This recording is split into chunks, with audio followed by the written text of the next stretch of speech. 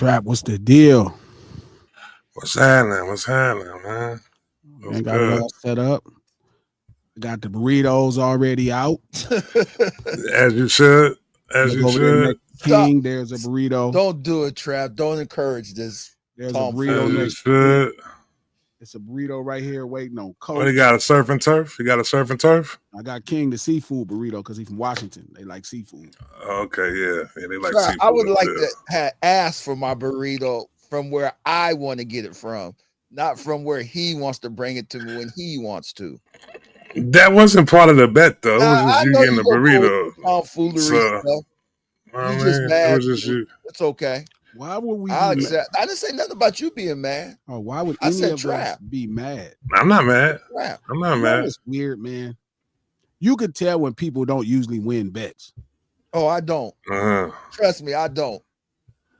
So you can tell when people don't win bets. Also, Trap, I'm a poor sport too. It's all good. Even when you win. Even when you win, you're a poor sport. So shout out to the best seafood burrito and taco man in all of California, the Bomb Fish Taco. Check that out. We're gonna start right there. I got Coach. Turn around, Coach. I got Coach of Surf and Turf. He on one. I got Coach of Surf and Turf. Oh, okay. I got King of Seafood Burrito. Yeah. No, I can't get one on request. Plug. Yeah. See how you did it. Right here. Okay. You can follow him. You can follow him on IG. Encourage you to do this bullshit. It's the Bomb Fish Taco. Right here. Head over to the Bomb Fish Taco. Follow him on IG. It's one of the best fish taco places. Let me start this stream like this before we get into all the BS. Why I gotta be BS for? This is crazy. Apology to Act from Barack and Act, the boxing show. I worry about Act sometimes because he speaks about boxing so much, and he'll say some crazy stuff. Like I've only been interacting with him and for a couple weeks, but he was telling me that Kell Brook's a Hall of Famer. Told me Wilder wasn't a Hall of Fame. He just said some absolutely ridiculous stuff. Absolutely ridiculous shit. It made me almost question, like, what's his actual pedigree in boxing because how could you not know Kell Brook is not a Hall of Famer and then say Wilder is not Kell Brook is a Hall of Famer and Wilder is not a Hall of Famer. And I just thought it was asinine, but he told me, he said, Glasses, Bud is going to make this look easy. He said, Bud is going to make this look easy. Now, it didn't look quite as easy, but it was easy enough to where I say, damn, okay, he got it right. So I'm proud of Act, Coach, King. They don't win bets often. I think it's just talking crazy. They don't win bets often. Crazy. I won more bets than you beat me. Paid up. Yeah, you are paid up. You do pay right here. Feel me? Because that's what I do well. And I'm proud of Bud. This is his second greatest win in 50 fights. Second greatest? Yeah, I mean, his second best win. It ain't like 42. Bud second? Who's his first best win? Spence. That was the first time he got it. Spence and Canelo. Oh, you talking about his second best. Okay. His opponent. He's talking about his opponents. His best win of it he ever had. I mean, they said Floyd fought him too young. I'm sure they'll say Bud fought him too old. You know how they do it. That is what you're going to say. I'm not going to say anything. I'm going to be proud. Listen, this is something I can finally hold on from Bud his whole career. This is something I finally can hold on to for his whole career because it's like Tank. It's like for years, they just never fought the best fighters. This when Glasses is getting so crazy. Bud got your respect now. Yes. Right now, I can put respect. No, I think Bud Ben had your respect. We're not going to do that. No, he had my respect. He could whoop my head. Yeah, you can see it. Not even that. I'm saying. Wait. What you talking about? Why you say possibly? I got popping. It's different. You be back in the hospital. Okay. Yeah, it'd be different. I think said possibly. No, I'm saying I'm proud of Bud. He got his win that defined his career. I'm proud. It took him long enough. Now, if we can only get Tank to do the same. No, the best Tank is who Tank got a fight now. So, I mean, somebody decent. I mean, another great other fighter in this time. Fighting Jake Paul. Fighting Jake Paul. I mean, I don't know if you fighting a guy that's a YouTuber is like a great fight. I just wouldn't say that. It'd be a big money fight. Big Don't money. say Make a Jake lot of Paul, money. man. Glass, you Come can't on. shoot no 180-pound man. That's just not right. Fast. You can't. Like he shoot. stole You something. can't shoot him. Like, 90. You got square up with Somebody could be him. 90 pounds. Somebody could be 470 pounds. Yeah, he'll make your shot. Shit, all any of size could get it. Well, how bad is that Asian dude that fought the next day? How bad is he? I mean, like he had 5 Next day. titles, he undisputed. What's that? Indoan, you know what? Anyway, Anyway, is dope. Anyway is kind of fighting in a division where it's a little lighter. But enough of that. Please check out Burritos so people know I pay. Let me see burritos. Let me see it, coach. Some of these fantastic burritos. Hey, these Oh, burritos. that's a diesel. That's a diesel burrito. Show the chili. Show the chili pepper. So these burritos. I bought them so y'all can eat them during the show. Oh, at the lunch table. At the lunch table, for real, man. I would have got me a burrito. They're not Man. spicy. They season really well. So shout out to my homeboy Al, the Bomb Fish Tacos, DABOMB Fish Tacos, right there. Is that a nigga burrito? Oh yeah, that's what's up. you know what I'm saying? Bomb Fish Tacos. I don't know if that's out of focus. Hey, so Trap. y'all got it. Nah, you can see it. What's up, bro? These are the burritos that you owe me too. Yeah, I owe you a burrito, man. Just go pick it up. I'll cash app. You know what I'm saying? I Apple Pay you though too. I got you. I owe you one from basketball, right? I'm gonna bring it here. That's special. I might not even show up Wednesday because of that. I'm not gonna bring it Wednesday. Don't worry. Okay. So go pick it up for me for Coach though Wednesday. We got to go through the chat and figure out who had that. Y'all didn't put all 3 scores, which kind of bothered me because it's like now I can't really give it right. But all of y'all who had it correctly, close enough, we're gonna make sure we cash app y'all something. Unless y'all had the exact 3 scores, because that's what I would need to get it. Scores was off. What you mean, the judge scores? You mean the judges scores for round? Weird stuff. Oh, yeah, No, it wasn't. I told you what the score was. You just wasn't listening because I actually pay attention to how they score boxing. See, you actually a fighter. I actually understand how they score boxing. It's because Glass is corrupt. He know how to judge like a corrupt judge. Like a Russian judge. Yeah, like come on. Enough of all this ridiculousness. Enough boxing. We talked boxing last week. Oh man, you want to move past the boxing now. Check this out. Check this out. If he would have won, he would have talked about the sweet science and everything like that. But now you don't want to do it. We're not gonna talk Break about it down. We'll talk about that on the boxing stuff. I didn't like that we did that all last week. That shit got carried away. And shout out to all the ladies ran off. They was like, these niggas talk about fighting. So I know what you want to talk about then. No Ceilings Live, the lunch hour. Every Monday, Wednesday, and Friday, right here, noon Pacific Standard Time on No Ceilings by Glasses Malone YouTube page. We do this stream. It's right here. Just like it real quick. Hit a like. If you're on Twitter, retweet this link. If you're on Facebook, share this post. We do this stream to support the No Ceilings podcast. That's why I do this. Just dropped a great episode about hip hop. I had some really great people on there. I had Justin. I'm gonna have to bring Justin back more because our conversations be dope. Reed, I'm a big fan of Reed. My soul. Reed is hella dope. It's one of my favorite streamers. You know what I mean? Really brilliant young dude. But it's a great conversation. You can listen to the No Ceilings podcast on Apple Podcasts, iHeart Podcasts, or anywhere you get your podcast from. Subscribe over there. The No Ceilings podcast, executive produced by the infamous, presidentially shunned, federally hated Charlemagne the God. The Black Effect Podcast Network, and iHeart. We're gonna get this thing cracking. Y'all can eat y'all burrito. Y'all can take y'all time. I brought them so y'all can finally, it's lunch table. It's lunch hour, man. It's lunch hour. Since I'm a poor sport and I only win now and then, I put mine up in glass. Smart man, that's cool. That's all. Keep it save it. I'm eating my burrito today because I'm a basketball season coming up. I'm gonna get like 7 more from Glasses. There you go. Well, we both know that ain't gonna happen. You're gonna end up paying like always at the end. Because you're gonna always bet on LeBron. I'm always get that money. Wow. That's like guaranteed money with you. Talking crazy. I gotta jump on that one. We gotta get cameraman. We gotta get I showed y'all the song where now listen, I tried not to talk about Drake. I know that sounds crazy. Talk about Drake. It's hard. I genuinely try not to talk about Drake. When Drake is doing something that's in his world of shit, I don't got nothing to say. When he's doing his thing, I don't have nothing to say. When it's something to do not with hip hop, I don't have nothing to say. The issue becomes when it starts to involve things or people that are hip hop. So a song of his leaked the other day.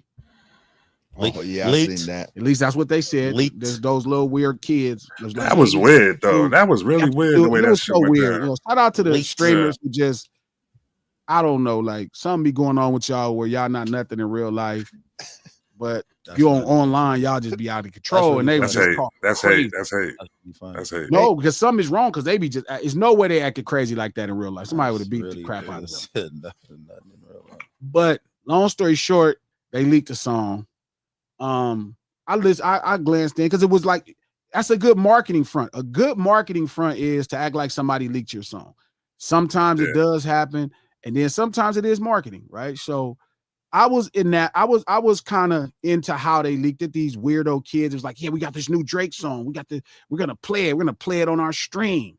You know what I mean? We're gonna play it on our stream. I'm like, okay, well, let me see the clip. I don't know who they are. I don't really look at too many streams. Nah. But I saw the clip of the stream, so I'm listening to the song, and there were some really specific lyrics in there. I sent the lyrics to Coach and Trap and King. Did he? Yep. I know nobody. We ain't never got it. Yep. Send it to me about an iPhone. hour ago. About an hour ago, send it to me. I sent it at 8:51 He a.m. ain't saying shit. Niggas lying. Let me see this shit. Well, you do got a green bubble though, so it might not have came through with the green That's bubble. your fault. It's green. Yeah, the green bubble shit. Your fault is green. That me? That ain't me. I never text that much in my life. It says when you were a part of the team, we used to be planning our Mexico trip in the spring. Spur of the moment. Why did you think you could get us a ring? Let's get a breakdown on that right there, though. What's up? So what everybody assumes he's talking about DeMar DeRozan. He is, man. Ain't no assumption. You didn't say DeMar DeRozan's name. And that shit was fire, too. That is not fire. That shit the was song? The song was fire, you saying? That little part right there. It is not. I think it was a couple bars after that was also like all connected with it too. Those doubles that you like, Trap. Yeah, that's not definitely. fire, bro. It's like okay, like what you're talking about matters. Oh wow. So to be talking about how you used to plan your trip with men to go somewhere in Mexico in the spring, like the organization, the wit of it was cool, but it's like, bro, why are you talking about the trips you used to plan with a nigga to Mexico in a song? Like, don't get me wrong, I'm all for bro trips. You know what I mean? Bro trips is cool, but I'm not gonna talk about it later. Like, bro, we used to go everywhere together if we fall out. I know, look, y'all always think I'm giving it a hard time, but it just be shit like that I be like, nobody around you said, why are you talking about planning a trip with this NBA nigga somewhere in Mexico? We've already come to the conclusion Drake's support system is trash. Yeah, but I think part of the problem is like you just saying that's fire because they was in there. They was like, oh, that's fire. Coach, it's like said that, the Coach. words that he put on paper was fire. When you was a You're saying a double entendre was. We used to be planning our Mexico trip in the spring. Spur of the moment. Why did we think you could get us a ring? You sound like a hurt woman. You get it? Yeah, that's what you sound like. Come on, that's fire to you. Maybe it's the way me. he put it on paper was fire. No, now it sounds like, but all Drake music sound the same. From a girl, he sounds like a little lady. It'd be sound like a little lady. If Nikki said that, it'd be fire. That would be high if Nikki said. I ain't gonna lie. You sound sexist at this point. But it does matter, bro. Like as friends, we're friends, bro. But we can't just talk to each other like that. Man, I used to take you to Colombia, bro. That's not cool to tell a friend. You know what I'm saying? That ain't player. Like you gotta keep it player, bro. You know what I mean? And nobody was there. And this is the thing that's bothering me the most, right? This is the thing that I got y'all beverages too. Please show off y'all beverages. Oh man. Check out. I'm a player. This is how I pay my I'm a player. Down to Mexico. Feel me? Shout out to my man. Okay. Mom Fish Tacos, a player. Yeah, head over to Instagram. I promise you the best seafood, burritos, and tacos in all of California. And you gotta say Glasses Malone lunch hour sent you there. Yeah, make sure you tell him that. Shut up. Yeah. He'll look out for you. He'll give you a special. I'm gonna try to get him to come up with my own combination burrito. But it's like, okay, it's one thing you talking about the homie DeMar. It's one thing you talking about the homie DeMar. Yeah, but y'all men, but it's just that's weird. Part two, why the fuck are you suing the record label for promoting somebody dissing you, saying, oh, this song defames me, and then you still talking shit? Like, how do you talk tough as a like that? Like, you ever saw somebody get punched in the face and they still be talking tough after they got punched in the face? Yeah, I've seen that. That's just be always. It do be weird. But we already know Drake is a walking feminine contradiction. I have to say this is pretty good. Like this what he do. But come off the truck. But when he put pen to paper, it was tight on paper. Like what he wrote was witty. Oh, here we go. I'm saying it was feminine, but it was witty. It was snarky, like a girl. It was. That's his snarky rap is what he does. I think that's his thing. Yeah, but it's like coming from a guy is just, I don't know if it's tight then. No, it's not. No, it's not tight. Like I wouldn't say. You said it was fire. No, I'm saying the word that he put on paper. Like if he wrote this for like Glorilla or something. When you was a part of the team, we used to be planning our Mexico trip in the spring, spur of the moment. Why did we think you can get us a ring? Nah, it still wouldn't be okay for Glorilla. So I want to break that down. So was the spur of the moment part of it, like they losing to the Spurs or beating the Spurs or some shit like that? I'm talking about. Yeah, that was kind of witty. It was witty. Did they lose? Did the Raptors lose to the Spurs in the finals or something? No. Did the Raptors have beat? Who did the Raptors beat when they? Why play for the Spurs? Why play for the Spurs? Oh, and then he got traded to the Spurs too. That's a fact. Yeah, but y'all don't think that y'all working together to put together that entendre, like working hard too, like spur of the moment. Yeah, like, you guys is working hard to put this together. You didn't catch that, Glasses? Yeah, they working hard, Glasses. Drake did that, man. I caught it. To support Drake. I caught it. Yeah, trips in the spring. I don't think he should put that in the sentence. Why did we think you could get us a ring? He should not put trips in the spring with fellas. And I get all of the connection points. Listen, homie is a high value. He is nice, but it's just this has always been my thing with homie. Like this is kind of why. Like I've always thought of him as a phenomenal talent. I just don't fuck with niggas that kind of be like soft. Petty. Not like they not Petty soft. shit. Like you don't gotta be the toughest nigga on the block as a homie, bro, but you gotta at least stand up for yourself. Or stand up for something that's real. And I think he kind of is though doing it now though. He's kind of doing it now though. No, this is not stand up. You have a lawsuit going currently against a record label because you lost a battle. Right. And you're like, hey, you guys promoted this song where this guy was insulting me in a way that I didn't like. So I'm suing you guys for promoting that song. Let me ask you a question, Trap. Is it cool for Mo to stand behind the police and talk shit? Like after they called him? Yeah, stand behind the police and talk shit. Is it cool? No. That's what Drake's doing now. That's what he's doing now. He got behind the police now. Now he's talking shit. He'll let you know I called the police. Okay, I got a question though. Like, what do y'all want Drake to do? How does he rap now? Because he's known for being snarky and a little feminine in his raps. He's a petty Betty. Like, how does he rap now? How does he go back to rapping? Because this is how he raps. Go to acting. He raps about soft situations and love. But it's cool when it's about a girl. Like it's already questionable when it's about a girl. It's like, okay, but everybody interacts with women and you know kind of the pain that women could cause your life. So you accept it. Like, even though his was be a little bit like, it's hard when you grew up on Too Short or Snoop or Sugar Free to kind of hear that level. But I get it. We need the balance. Everybody can't be hard on a woman. So you got to have Drake who feels like he's a little softer on a woman. So I agree. That's a balance that rap music that we needed at that time. But you can't rap about guys the same way you rap about girls. Y'all gonna make Drake make a song called Toxic Masculinity. It's cool when it's about a girl. Like if he was rapping about Lotto or Nicki or Rihanna, and yeah, you could be like, but still it makes sense. He rapped about it's that. Cool. But when you rap about a man the way you rap about a woman, like we used to plan our trips together. I know, and forgive me, it's the voice. Maybe it's the voice, dog, but it's no. We used to plan our trips together. I don't know if you could make that sound like stern. The problem is y'all gave him a pass when he was doing that shit about the women. I seen it as a gateway. I knew what Drake was going. Drake talk. Niggas don't even do that shit when they talk about women. It was a gateway when he started talking about them Serenas and all them women and shit. I peeped it out there. Real niggas don't talk their business out like that about women. Like that shit was weird. Chatty patty.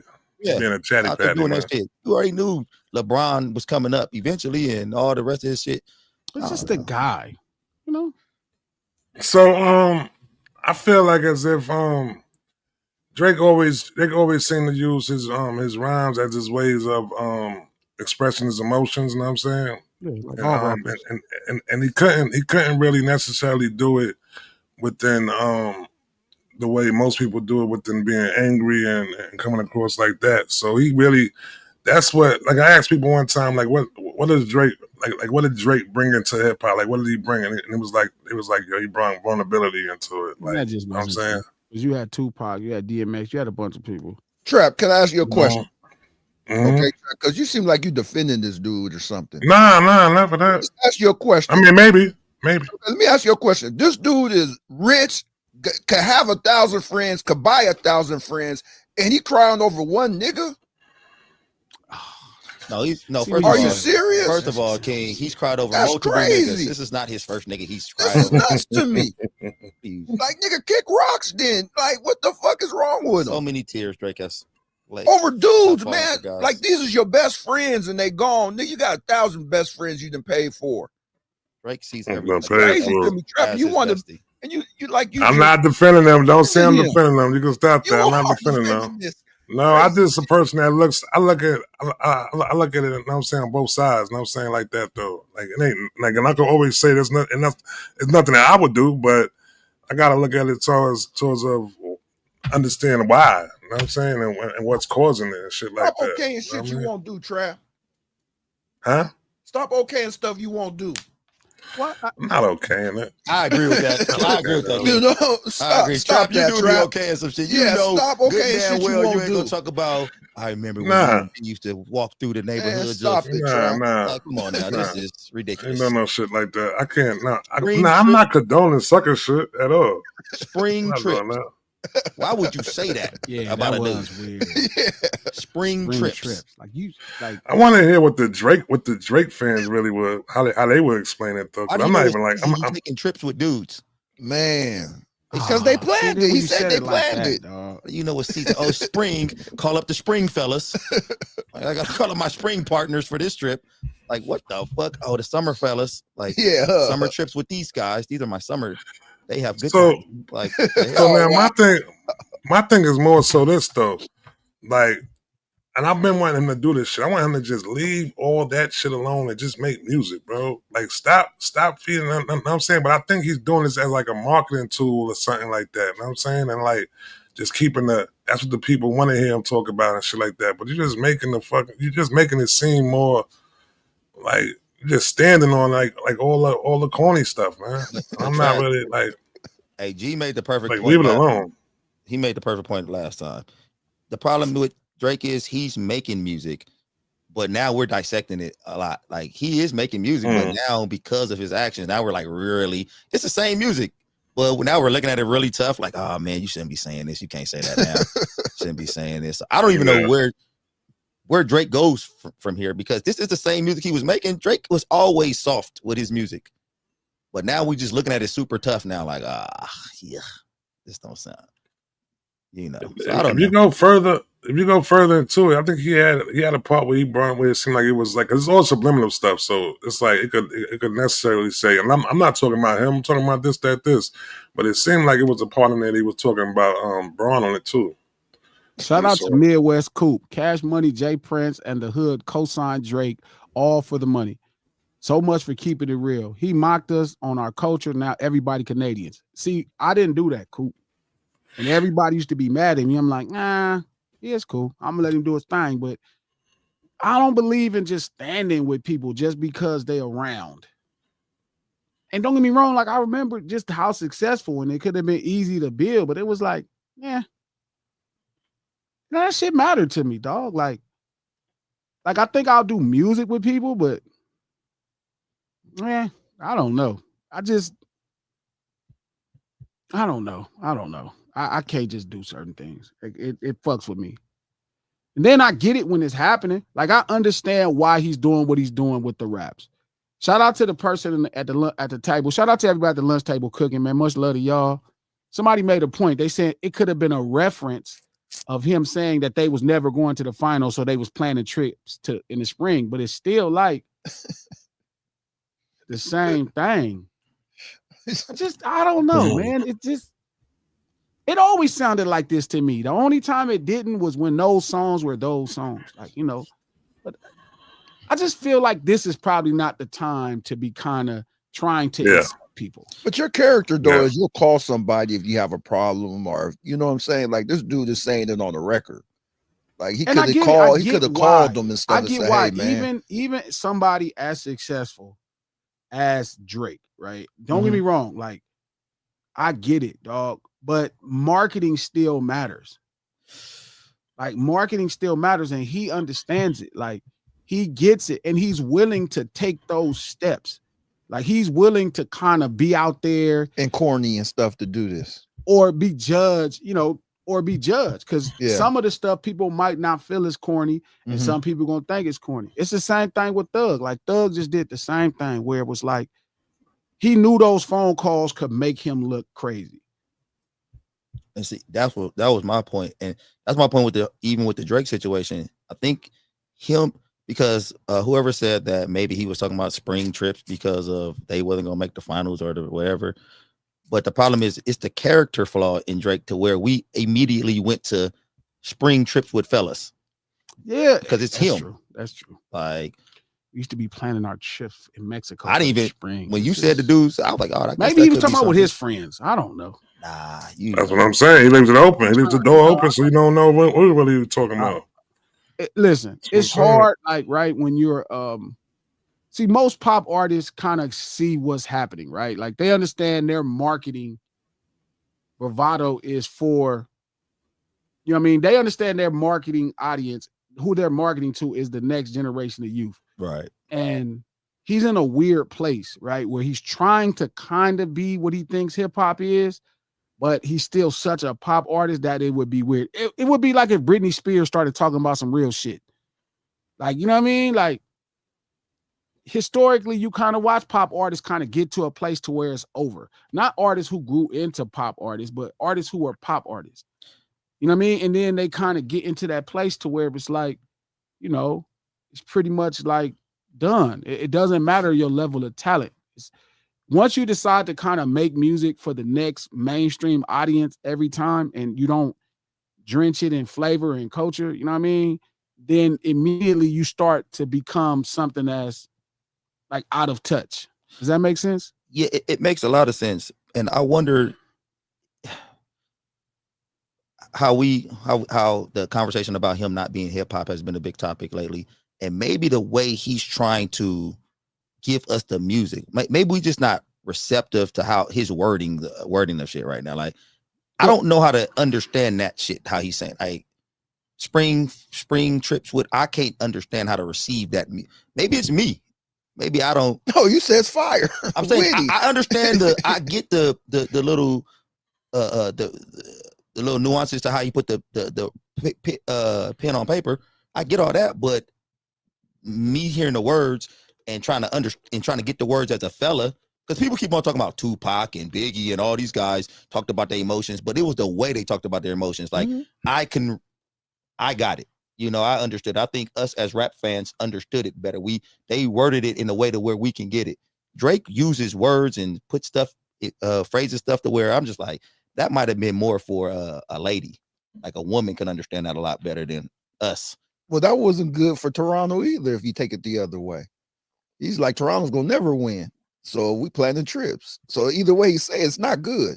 I don't think Wale it's not good. Wale would have worded his stuff like. And I think Wale is kind of a. It's not good, Trap. A emotion, kind of a guy who talks about his emotion. Wale does that well. Yeah, he does it well, but I can receive it from Wale better. But Drake just saying this stuff like you said, like it's kind of like. And it's not just the lyrics, bro. It's just, why are you talking like that if you're suing this company for what somebody was saying about you when you was competing with them? I just feel like King said, that's standing behind the police talking shit. That's great. You know? Standing behind the police like, beat your ass, and the police right there, but you keep talking and the police said, whoop your ass. And it's like, and I do think he understands it. Like, he gets that this is how people are going to listen to the next record. Maybe the whole record doesn't have a bunch of stuff. So he understands it and he's willing to sacrifice from the marketing perspective. But it's just odd when it's coming from a pop artist. You know what I mean? Like when it's coming from a pop artist, That's not normally how pop artists do things. Now, artists that have went pop is different versus a pop artist. You know what I mean? Usually they just kind of see like, okay, like in sync, and then they just do their thing. But it's like he's still kind of almost like, I know he understands that he's not hip hop right now. Like, I know he gets that. I know he understands it. And that's why he's doing everything outside of hip hop. He like, you know what? The jig is up on me. They know I'm not hip hop. Fuck glasses. That nigga was telling everybody, you know, now they know, you know what I mean? So I'm going to go sit down with this guy who doesn't like black people. I'm going to go over here and I'm going to collab with these rappers in England. And I'm going to say they're the best rappers ever. And I'm going to do everything to not put myself in hip hop. I'm going to get on a platform with this little white lady and lay in a bed and say they're all losers. And it just starts to come across really, you know, like he gets it. So you know, it's weird that he's still trying to articulate himself the way we do. That's my problem. So it's like he's conceded being hip hop at this point. He's not a rapper. He's conceded being the culture at this point. He's like, okay, the jig is up. They blew my cover. But it's like he's still trying to hold on to a level of like culture, like a street urban kind of culture where like you're gonna lay in a bed and you're gonna be snarky, you know, you're gonna get on a song and talk about basketball players, and you know, you're gonna go sit with Aiden Ross, you're gonna call him on the phone, hey, you know, Aiden, and he's gonna call you sassy, and you don't realize that's something you should punch him in his fucking face over. Right? Aiden Ross called you sassy. Yeah, Aiden called him sassy. Friends talk to each other though. Yeah, he was like, you're so sassy. And no, he didn't say that for real. Sassy, and they start calling each other sassy, bro. No way. So weird. I'm like, bro, I'd knock your head off if you called me sassy. It was cringy. You know what I mean? And it's what like about Riz. Yeah, no, I'm not doing charisma. I just say charisma. So I'm saying it's like that. You get what I'm saying? It's like just weird, and it's like you're still a guy, you're still a man. You know what I mean? And you're still Dennis' son. I was looking at this thing the other day. They did an interview with Kia Shine, and I called Trap about this. Kia Shine just did an interview with this dope podcast. I saw it. I never really followed him, but I saw this clip. Shout out to Kia Shine. And they were talking about how he got writer's credit for Best I Ever Had, right? They gave him 25%. Oh, yeah, I seen that one. Okay. Right. And I was like, you know, I remember hearing that story, but I remember hearing Kia Shine's version of that inspired Best I Ever Had. It was a beat floating around at Cash Money, right? And I remember hearing that. And I was like, damn, this is cool, but like I wasn't into it. And I remember hearing Drake's Best I Ever Had and thinking like, damn, this is tough. Like, you know, not even really understanding music enough to where I could associate the two. And so there's two parts of this, the reason I'm telling this story. Fast forward, Kia Shine, you know, takes his credit, sends it over to the label. Hey, you know, this is my song. This is an interpolated version of my song. My music inspired the music. The words that I wrote for Wayne, you know, on the hook inspired the actual chorus of this song, blah, blah, blah. Universal hears it. Tom Wiley does the right thing. They make sure they give Kia Shine his 25% of the song, right?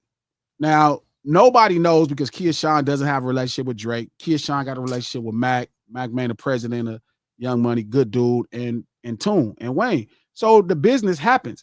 Kia Shine gets an award for the song, right? And he comes out the award and he's showing off his award. It was like, oh, damn, okay, what is this? Oh, yeah, I co-wrote Best I Ever Had, right? Oh, I co-wrote Best I Ever Had. So the shit goes viral, and I remember it going viral at the time. And no, P, I don't want to see him gone, P. That's just ridiculous. If I want to see him gone, I'd be like, I want to see him gone. But he shows this video camera the award. They talked to him. He said, oh, I co-wrote this song. Now, this is the first kind of inklings that Drake had a writer, right? And Drake gets mad, right? He is from Memphis, and he tough, and he really smart, Revenge. He says he goes to LA. He you know, he's at a party, right? And he just happens to bump into Drake at the party. And Drake is mad dogging him at the party. Like he's walking, he's like, I noticed a dude He was like, and he's mad dogging me. And so his buddies come down, they set it up, they talk. Mad catting. And Drake just gets like, oh, you know, you tell everybody you wrote my song. He's like, hold up, bro. And he was just, I guess he was at another level. Like when he was kind of in his emotions about, you know, people feeling like Kid Sean wrote his song.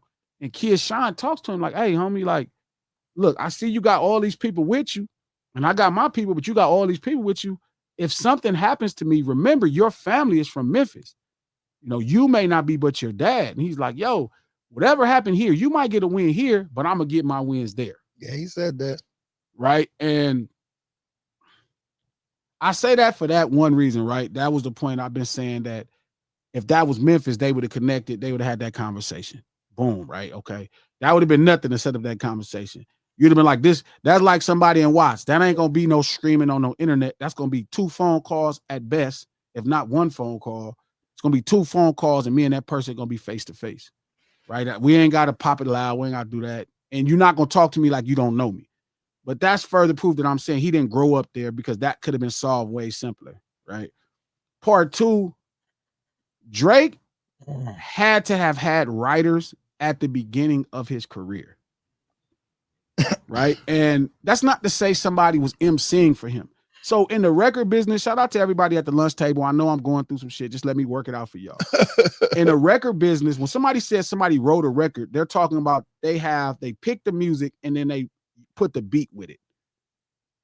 That's what, when somebody say write a record, basically help them construct the record, basically, not word for word and everything like that, though. But well, again, a record to the record business is a hook and a beat. It's like what I always tell you, right? So that's right. Hold on, that's writer credits just for that. Somebody say you wrote the record completely, wow, because that's the record itself, not the lyrics. Radio, no. And I always tell Trap that part of the song is not the most important part of the song. When you pick the beat, so when you hear people say 50 wrote Game's record, they're not saying 50 wrote the lyrics, wrote Game's rap lyrics. They're saying he picked the music and he wrote the chorus. Okay. Right. So that actually makes a lot of sense. Yeah, like I said, I'm learning something here. Does it though? No. It makes a lot of sense now when I hear somebody say 50 wrote that song. Now I could be like, oh, okay, they meant that he picked composed it and did everything. You basically saying it's because that's the most important part of the song would be the hook and the beat. In the record business, it's the most important part of the song. Not in hip hop, but in the record business. When somebody say you wrote a record, they're referencing your ability to make or pick the beat and put the chorus on the beat. So they'll say you wrote the record. So, right, which is, I was saying this about Drake having writers early. Again, people are going to think that I'm referencing him having MCs or somebody he couldn't MC. That's not what I'm saying. That what they took from that Kia Shine song and made into Best I Ever Had, that's not nobody first time writing a record. That is done really well. That's somebody who understands records. Now, that's not to say Drake don't understand records at this point in his career. He's a fucking monster. Of course he gets it. But that specific record at that time, that's somebody coming up with that idea. That's and it team, made me realize, that's somebody who been writing records. Because what would be the difference between that and saying somebody produced the record, though? The hook. The hook, okay. Hook. Right. Hook changes it. But if you say somebody could just put money into a project and say they produced it, right? Hell and do nothing. Yeah. That's what happened. That's the difference, Trap. That's why Teddy didn't get credit with Bobby Brown's first album. Gene Griffin, it was the money. Teddy Riley produced Bobby Brown's album. What I mean when I'm asking that is because like you know how like when they say like you got beat makers and you got producers. So the producer will be the person that comes in there and basically, they did the beat, but they also telling you how you should approach the beat also too. You know what I'm saying? Like that. Like how you should somebody makes a beat.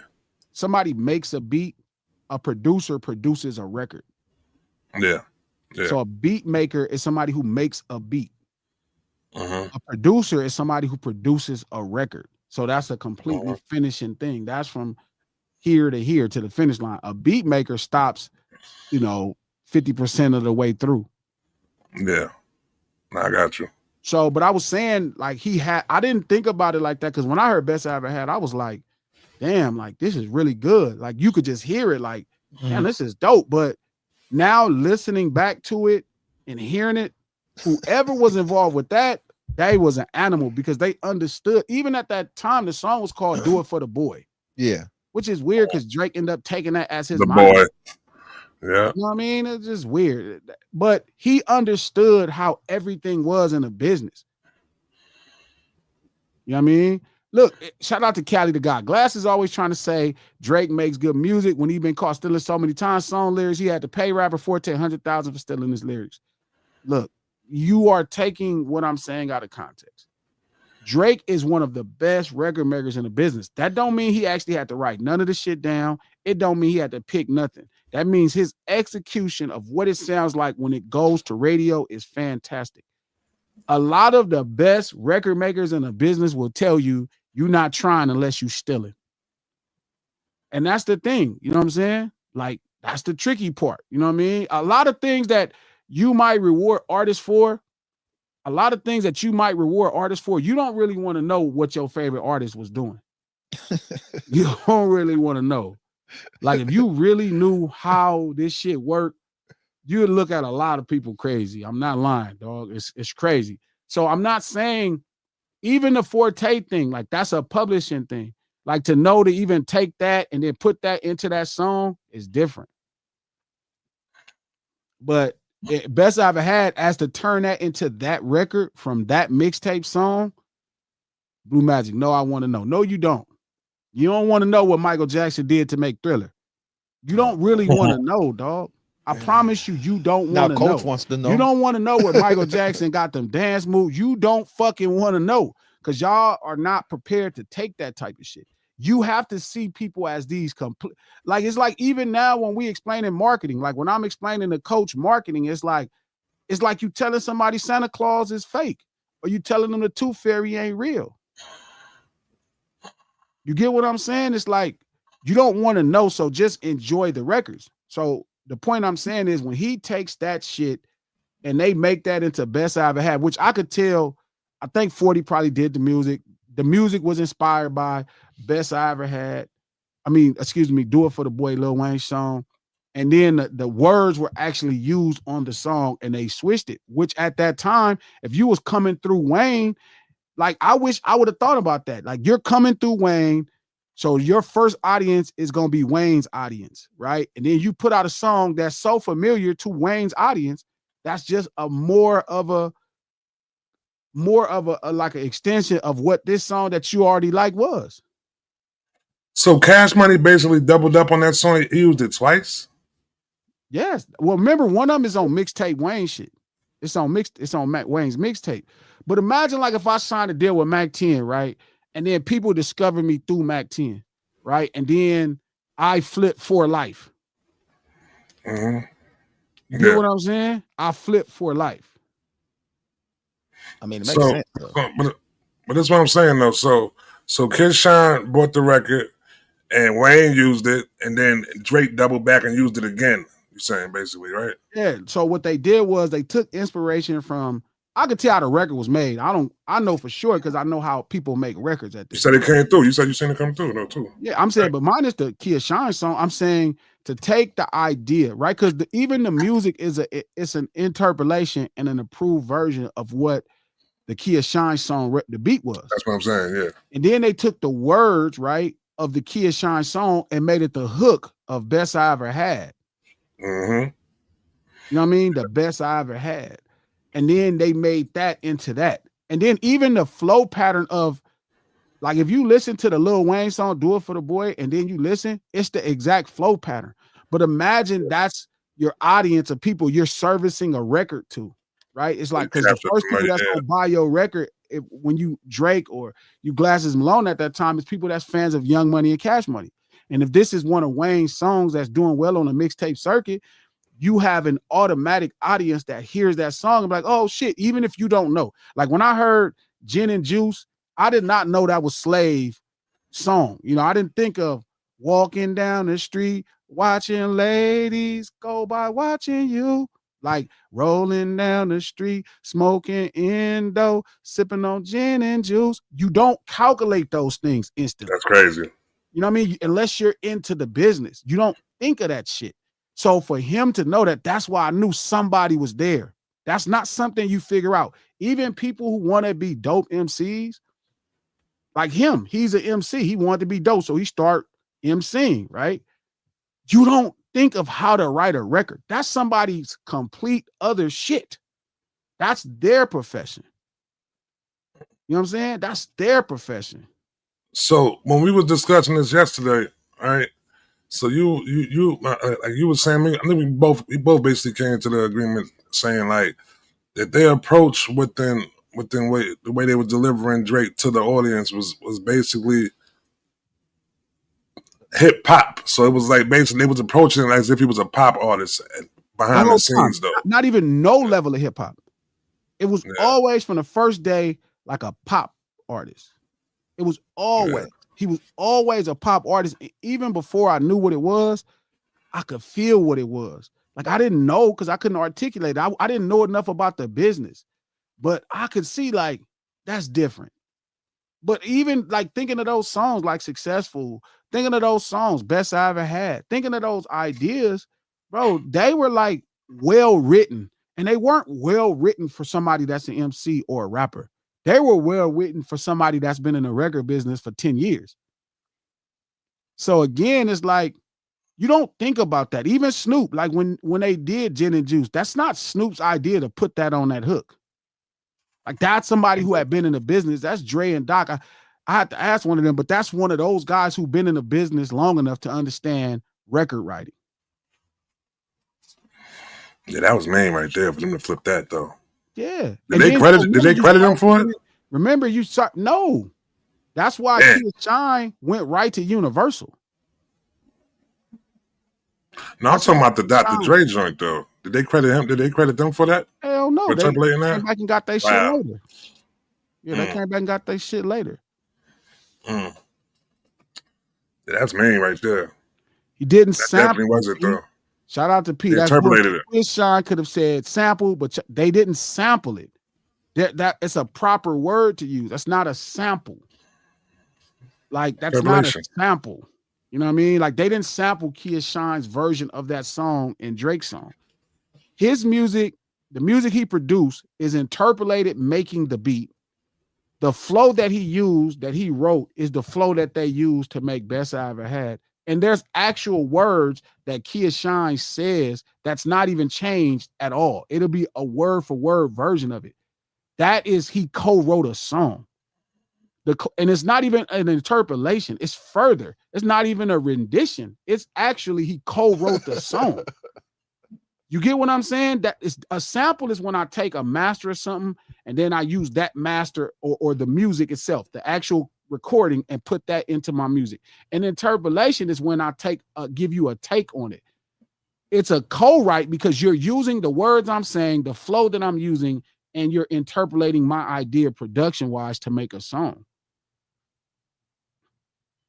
So again, it's he did use the correct term. It was word for word. He used the correct term. It's true.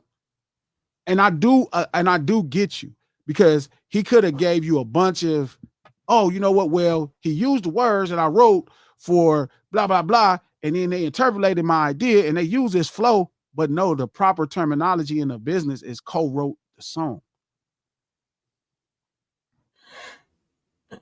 It's not something unique, Mari.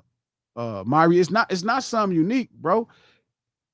It's just, it's nothing wrong with that. Like, again, like we can go back to the beginning of hip hop. It's not nothing crazy. It's just the fact that to be that far along, it's like when you first heard Nelly, like really great songwriting is him to flip that nursery rhyme and make country grammar. So no, it's not about, you know, is it unnormal? I'm telling you, that's high level. It's high level. And whoever was thinking, they was thinking. And like Wayne knew it. Yeah. Wayne knew it. Wayne knew what it was. Wayne heard it and was like, okay, yeah, this a go. So they delivered it right to a Young Money audience that was familiar with the feeling and the words of the song. I agree with that. Necessarily don't. I agree with that. Don't. I think I always said 40 is like He does in rap music what Max Martin does in pop music. He's doing it with rap. No. Max Martin's no. 40's good, but no Max Martin. I'm not saying he's Max Martin. I'm saying what. No, I'm just saying. His approach. You're saying like everything he touches, he makes records. Everything he touches. I know. No, that's not what I'm saying. I'm saying Max Martin does the same thing with funk, right? Where like if you listen to the Britney Spears, Backstreet Boys, he kind of makes his pop version of funk. They would never call Britney Spears "Oops, I Did It Again" or "Everybody" funk songs, but they're interpolation on funk ideas. And there'll be a popular melody that he just recooked and he reinterpolated. They do the same thing. I was just saying, damn, this is crazy. Like his approach from the first day was so far out there. That's why I knew he had people around him that knew what they were doing. And it is probably 40. It is some writers like they was cold. They was cold as hell. What did I say? I was gonna yeah, I don't take nothing like as far as him doing things like that, as far as all right, you get a record brought to you, all right, this is the layout, this is the structure of the record, this is the way it should go. You know what I'm saying? And then he goes about it and puts them verses down and puts his 16s down and shit like that.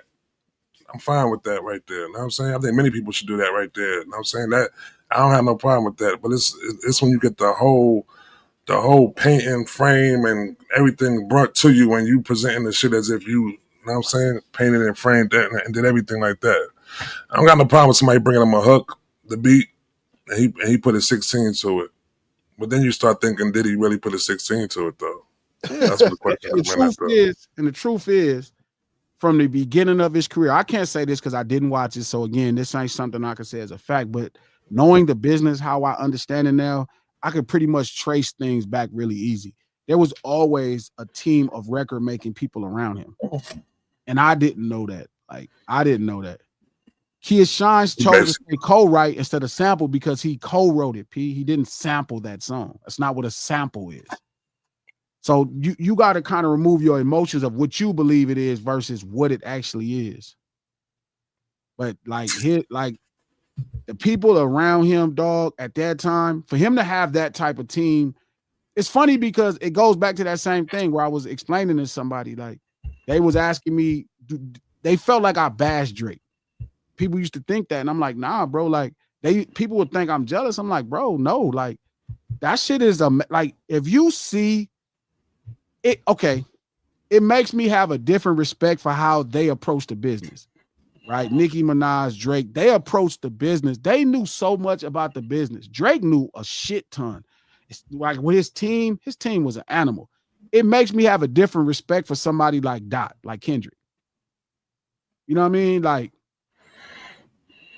there were certain things that I watched Dot learn in the business. Like, Dot to me hit his record-making pinnacle now. You know what I mean? Like, the records on GNX, dog, is like, bar none, some of the best records I heard in a long time. Oh my God. I mean, Trap, you can't have 4 and 5 top 10 songs on one album. Yes, you can if you're the hottest artist that's in the game right now, and nobody putting out shit though. Have still got to make good music. Top 10 songs, Trap, especially on one project. You think this is the best music that he put out that he ever put out? Music is art. That's different. These are by far the best records he's ever put out. I'm not lying to you, bro. Like, this shit is crazy. Like, like, this is what I do, bro. I'm up here listening to Marvin Gaye on the way here. I'm listening to War. I'm listening to motherfucking Queen. That's what I'm jamming all this shit that got records. This motherfucker right here, when it comes to records, is some of the best records I ever heard, bro. I swear to God. I'm like, damn, this is really good. I find myself going back listening like it's a Dog or the Chronic. Like, it's that many great records. So you think he got the album of the year wrapped up, at least for hip hop, when it comes to Grammys? I don't know. I don't think nothing's close. Not the Clips. Nah, not quite. Not Jid album, not Freddie Gibbs album. I never listened to JID shit. But I'm saying it's hard to make that comparison when you got somebody like that shit is good, bro. Like, his ability to tell stories without making it dialogue heavy has grown so much, bro, that it's scary. It's like it's gotten scary, bro. Like he told the whole story of this record without using dialogue, without using narrative. Like, oh, you know, like he sets it up all the time with skits. This shit is simple and it get right to it. It's like really, really, really, really, really good. It's like really, really, really good. Like, and trust me, as somebody who's been studying records now for 13, 14 years and really have enough time and endless resources to go ask questions.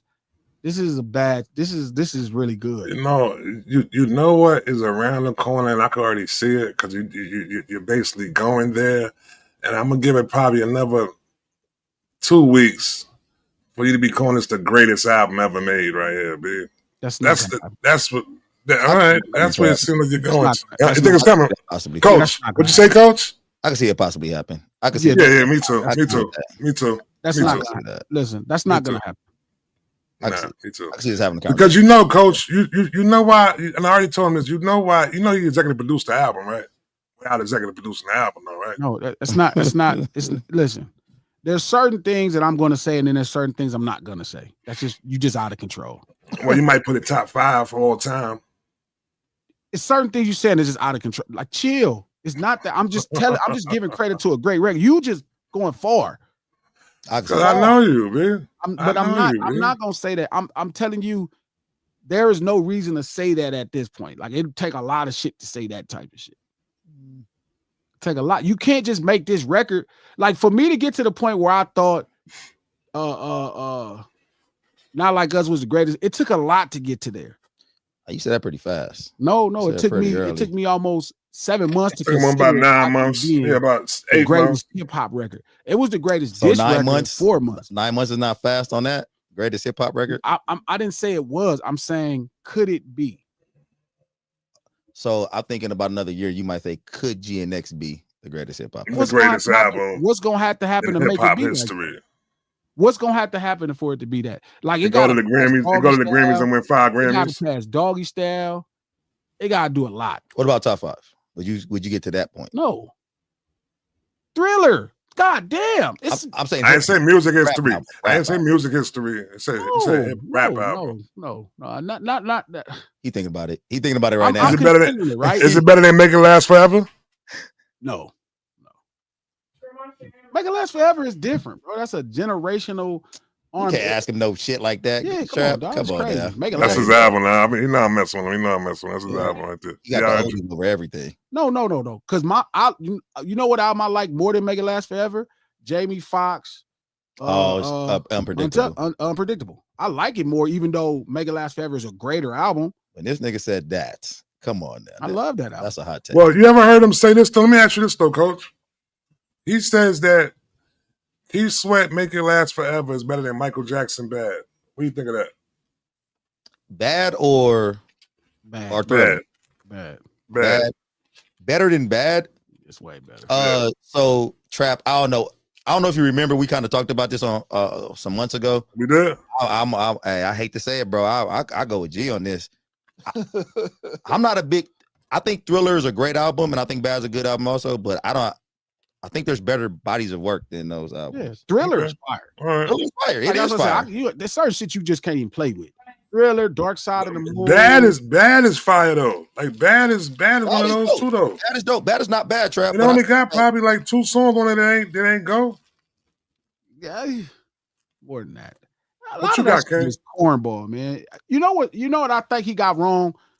I think where Mike went wrong with Bad is, and it's hard to say for Glass to say Mike went bad. Bad went bad because he didn't take Cameo into account. Like on Thriller, you could hear him taking Rick James into account. You could hear him taking Hall & Oates into account. Like, it was a level of soul that existed in Thriller that doesn't exist in Bad. Bad is just hella pop. It's just hella pop. Like, you went from Rick James inspiring Thriller, which is possibly your greatest song, even though I don't think it should be. But if there's one Michael Jackson song that everybody knows, probably Thriller. Well, nobody really knows Thriller. It's the song. Say not that one. It's the song that's the flagship of Michael Jackson, and that's Rick James. That's Give It To Me, Baby. And then that changed to Ray Parker. You know, it's just a level of like niggerness missing. Does that make sense? Like niggerness missing.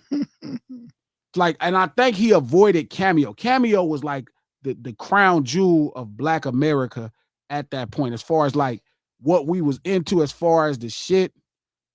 Thriller is definitely Rick James. I think Thriller is probably his greatest album of all time. Of course, by far. Yeah, by far. It's probably one of the five. You think it's better than individually? My favorite Michael Jackson album is Off the Wall. Off the Wall. Y'all say better than Off the Wall. Listen, better and greatest is different. Yeah, exactly. Like I like greatest goes by the number. Greatest goes by the numbers, though, right? Greatest is quantifiable things, not just numbers, but it's quantifiable. Thriller is way more than just numbers. Thriller, a bad motherfucking album. Thriller's like a cult. That shit is different. Yeah. But yeah, it's like people talk, like I just saw somebody say that, like Michael Jackson, like Thriller is not Rick James. It's Give It To Me. That's the whole idea of the song. Like it's just Give It To Me. You just don't see it that way. You just don't get it.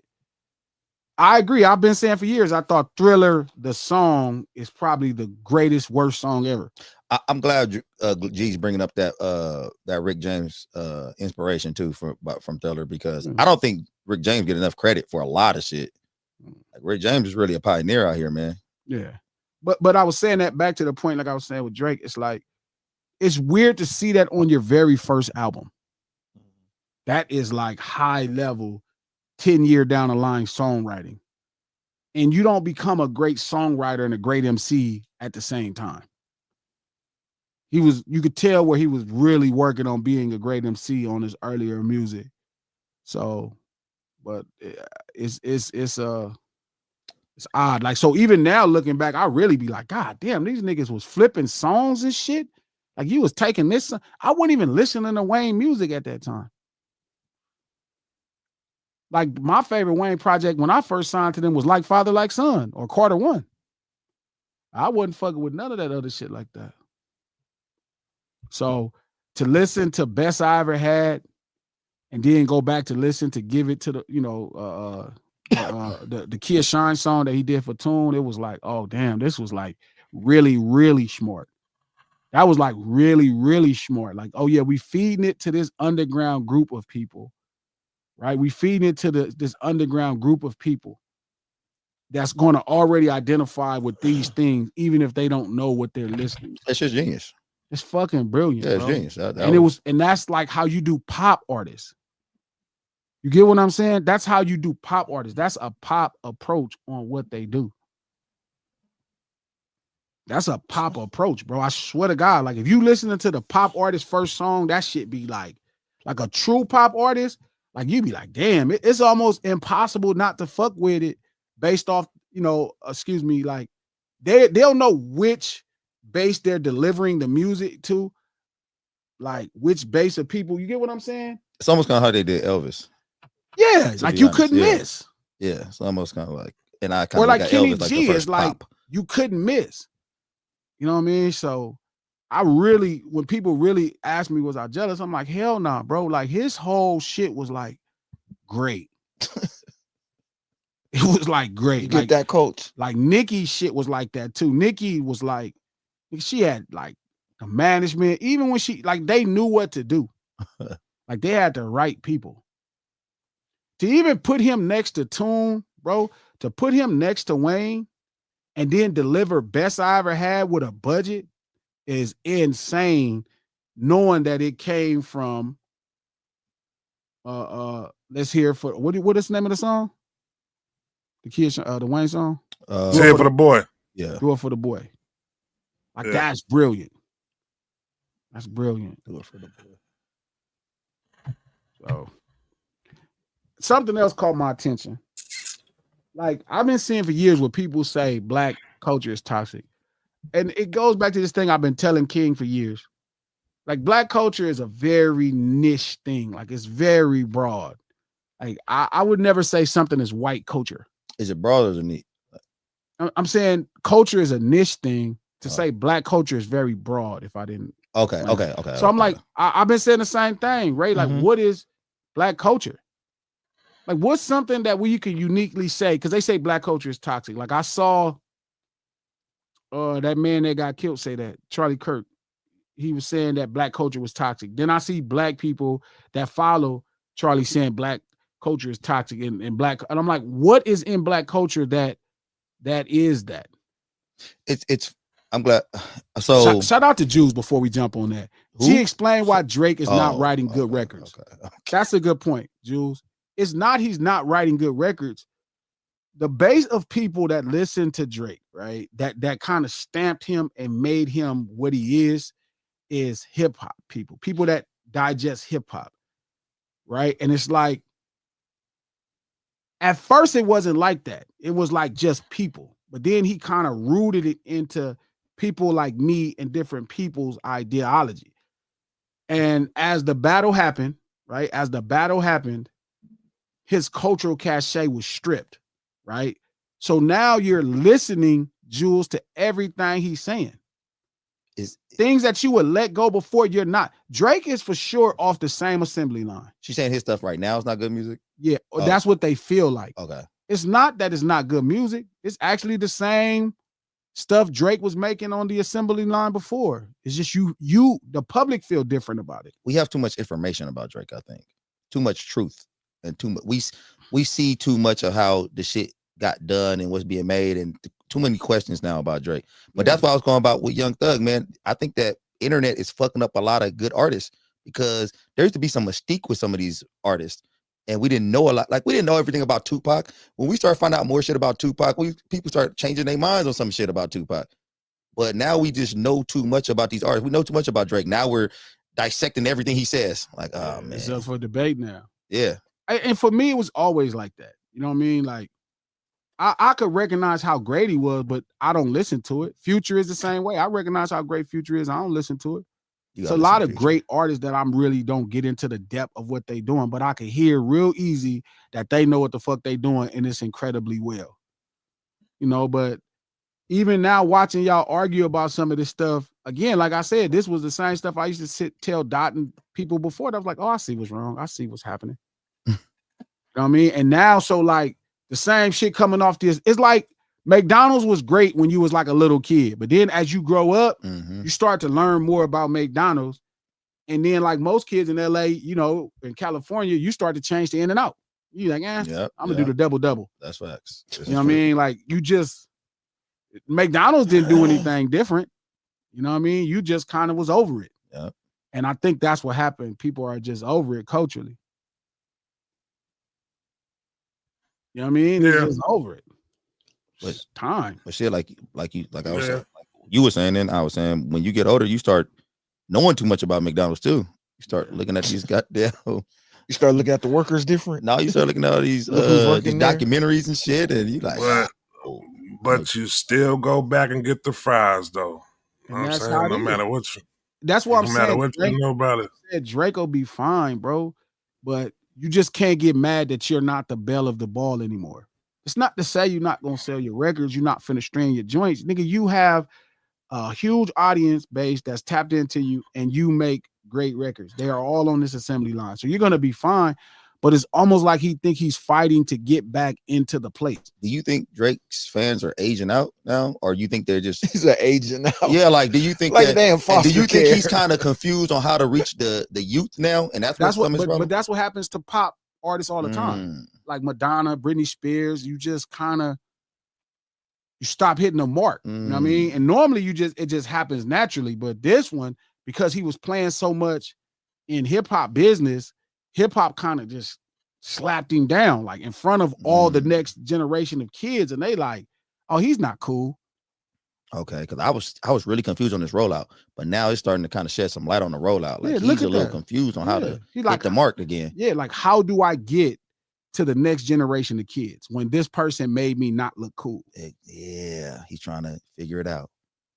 And so it's like, and instead of like, which not like, I'll be honest, I wouldn't have the right idea for him. Like I'll be telling him for sure, like, yo, drop the lawsuit, just apologize. That's just like I'm tripping. Yeah, that's the way to go. Like I'm tripping, you know what I'm saying? I'm wrong. I should have never did that. If I wanted to compete, I shouldn't have did that. Feel me? I'm finna get back to what I do. That's how I would build it. And I would build it at like a primitive level of like, at like I go back and be kissing babies and shaking hands and all of that. Like I'll break it down to the very last compound. I wouldn't go the way he's going. I remember when damage control used to be a thing. I wonder if people think that the opposite of damage control is do nothing, like or lean more into what got you in trouble and shit, or what fucked you up. Because it's almost like Drake is leaning more into, oh, I'm a whiner and all that kind of shit. Let me lean into this shit now. Let me, which he always did. Like he going super. And even like you said, it's almost like he said, this hip hop shit was cool when they would let me dip my toe in there. But now that they didn't slap me down, now I'm gonna go. I've never seen Drake act this white in my life. You know what's funny? I always thought he did the whole time. This white? I swear to God. Like when he was on that call with Aiden Ross, that shit wasn't like, what the fuck? And that's what I've been saying. But I always heard it like that. When there was this footage of Cuz being in the studio, King and a coach, and that motherfucker was like, I'll never forget it. He was like, yeah, I want the snares over here because, and I was like, yeah, okay. That was Drake? Yeah, and then I saw that other video where he was like, he sounds soft, you know, like people that? in the hood. Yes. It's not soft. He sounds straight up, like straight up and down. Like he was like, he was doing an interview with this news broadcaster lady, and the lady, he was like, that's why I feel like people in the hood could feel my music. And I was like, I never heard a brother say no shit like that. A black man say like people in the hood could feel my music. Like, why would you need to explain to somebody why people in the hood? And maybe I'm tripping, but it just felt weird. You're not tripping. When did you know your Drake impersonation was this spot on? That's how he really talking. I know, but did this situation help? Like, oh man, I can really do a Drake impersonation. Like, when did I never heard like this Drake impersonation be so spot on? This is exactly. Let me hear it again. Let me hear it again. How you said it? I'm not fucking. What you said? No, because then it'll make this whole thing a joke. I'm not joking. I'm serious. I think that he goes about it because I think even from the time when he was starting, he never felt like he was a part of the situation. You know what I'm saying? Like he was a part of hip hop. I don't think it's about that man being a small hat, right? So is the Beastie Boys. It's other people that were. It's not that, bro. It's Beastie Boys. Like I've never saw. Like I said, like I don't. It's more to it, man. We really have to peel. We'll peel it back on that. You know what I mean? When I'm talking to you. He's just, I don't know. But it's nothing wrong with his music. It's something wrong with y'all. Y'all finally got to where I'm at. Y'all finally got to where I've been, and I've been saying, I'm like, you could be dope, bro, but that shit ain't right. Like, you know what I mean? Like, it ain't right. Something ain't right. That ain't right. That ain't how it go. Not enough seasoning on it, man. Exactly. It ain't fully cooked yet. You know what I'm saying? Put it back in the oven. It's like boiled chicken dipped in barbecue sauce sometimes. But god damn, you gotta go there with it, man. Barbecue sauce on his boiled chicken. But it's like now it's like he's like somebody told somebody to take the napkin and wipe the barbecue sauce off, and I'm just gonna be boiled chicken now. He let that nigga. Nah. Yes. He's not fried chicken. He's shake and bake. Trap. That nigga said. He was like, yeah, I'm just saying, bro, because you sound sassy. I'm like, how you let that man say that shit to you? The nigga said you sound sassy, and then he proceeded to talk more sassy. And you said it publicly. You knew he was on this stream, and he said that you should have fire cut. Hey, cause we need to meet up. Blood gang, we need to meet up. I'll squabble you down. What'd you say? That's what I'm on. You heard him, right? The crib of blood. You heard him, right? Blood gang. You heard him, right? You heard him, right? I don't know what he did. You heard him, right? You heard him, right? Squabble you down or something, bro, because it was just weird. Like, this man called you sassy, then you called him sassy back. That ain't a cool insult.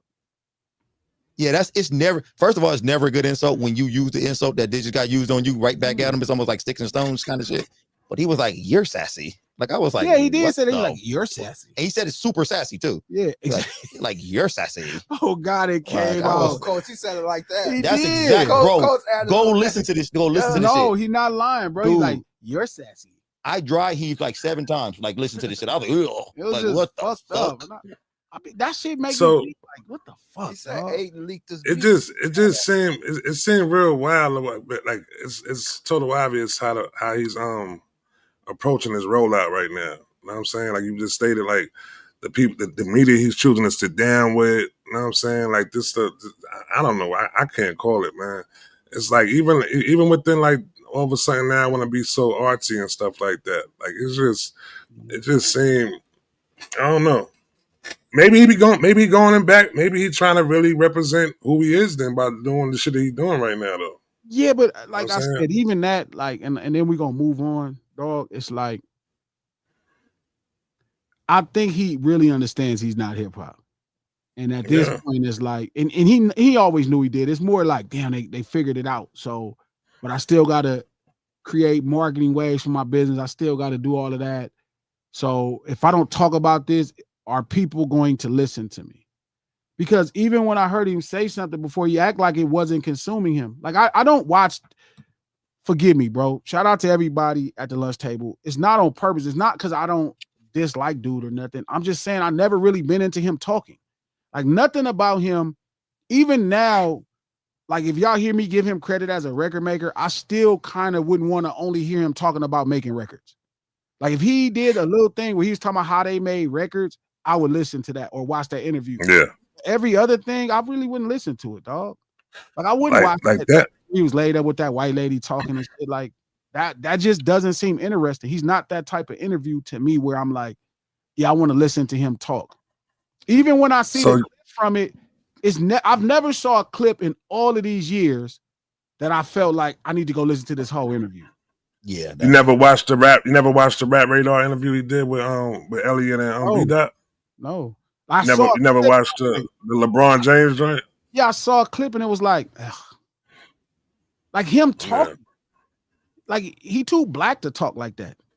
I know that sounds hella weird, but it's like, like even like regular, like people keep saying because the man is Jewish, bro. Like that is not how Seth Rogen talk. Seth Rogen is Jewish. That's not how Adam Sandler talk. Adam Sandler is Jewish. That's not. Yeah, but they're from America. He's from Canada though. No. Seth Rogen is from Canada. Seth Rogen. You talking about what's his name? The dude who the funny the funny no, you're talking about the Saturday Night Live dude. Rogen does talk a little like that. No, he talks like that normally, but he's cooler. I mean, he is much cooler. But Drake is a lame in any culture though. Like I think he's a lame Jewish dude. I think he's just a lame Jewish dude, a lame Canadian dude. He's a lame. He's just a lame brother. That's my weed too. It's like when I saw the LeBron clip, he was like, "Yeah, I know I let you down." I was like, "Oh, change." It's definitely Jewish people. I don't know. I don't know a ton of Jewish people, but I would imagine I don't think it's that because Jewish people are. Like, no, but I'm saying, but I think there's some Jewish people who are probably like this is not a good representation. Like he talks like I'm talking to my attorney, like to Bob Lieberman. Like, but we talking about cool shit. And Bob still sounds cooler. That's what I'm saying. I think there's some Jewish people who probably like, nah, that's not how we act. So I think he's probably just a lame Jewish dude. Just lame. I don't know. This is different. Anyway, back to this. It's just, I don't know. That's why I never really got into his interviews, even as successful and how much respect I got for him as a record maker. It's just like, I can't watch it. But it's not just, I guess Revenge saying Drake is just not cool. Why does it need explanation? Yeah, I'm not used to people being that successful and not cool. Like who was the most? I asked that question before. I said that shit before. I said that shit before this battle even started. I said, Joe, can you name an artist that ever was on top of the hip hop game and didn't embody coolness, didn't have the charisma, you know what I'm saying, and come across that other people wanted to be like the person or something like that. Like, and he had a lot of influence, you know what I'm saying, upon his whole staff. It was never nobody that was like that other than Drake. League. Pac had great. Pac is the kind of guy you'll see one interview. I'm like, I need to go see that interview. You know what I mean? That's how he interviews. I interview like that. If you see a clip, you like, I gotta go check this nigga out. I don't know why. Like when I see it, it be just like, Like that's actually a great question. One of the biggest, most popular people in the history of the music business. Like I've watched Freddie Mercury interviews. I've watched Brian Wilson from the Beach Boys Rest in Peace interviews. I've watched Stevie Wonder interviews. It's just when I see it, it's just. I have seen some interviews or heard people talk and even met some individuals that I thought were going to be much cooler than they were, but never this uncool. Like this is just a whole another level of uncoolness that Drake is. I think y'all right. I think that's what it is. It's because maybe he's not cool at all. Yeah, not a stitch. And I've never saw nobody be this successful making rap songs and not be cool. That's what I'm saying. Oxymoron. Have you ever seen somebody who's uncool but makes uncool being kind of cool? Like Drake can't even do that. Like he can't even. That's what nerds did. I'm saying like there's some guys who are like uncool and they kind of make it that thing. Like the movie Revenge of the Nerds. Yeah, nerds. Like did they that. were some of them were cool. Yeah, they did that. Like it's funny because Adam Sandler to me is a guy who kind of made cool uncool be man. Yeah. made it Coolest cool dude. though. Coolest dude. Man, when I tell you that dude's so fucking cool. Yeah, Adam Sandler, super Adam cool. as shit, man. It's one of my favorite. That dude is cool, bro. Like even You watch talk his to Adam, movies. He's cool. He And makes be uncool corny. characters super cool. Cool. The water boy. Like how you making this dude cool? Yeah. And that's what I'm like. I don't get it. Drake is more uncool than the water boy. It's crazy. Yes, and he's like, it's like he should be transforming into Stefan, but he's But he can't find the not chamber. working. Like the chamber broke on him or something. That's Like he was funny. like, where the fuck the That's chamber? where the Stefan. My calculations were wrong on this chamber. Like he can't become Stefan. He's stuck as being Urkel. And That was Urkel might have been more funny. cool than him. Yeah, Urkel might have been. Yes. Yes. Laura fell in love with Urkel at the end. I don't know why, bro. Like it's so crazy. I never saw and he makes rap songs, bro. So like you could tell for years he had access to the slang, he had access to the get down, and none of that shit even rubbed off on you now. I think that's what makes him. You have to grow up in it because the shit won't rub off. Like how all the shit you've been around, all these Dirks, all these people you've been around, none of that shit rubbed off on you. Hey, I think that's what makes him. I think that's what makes him so dope, though, too. At the same time, because it's like, no.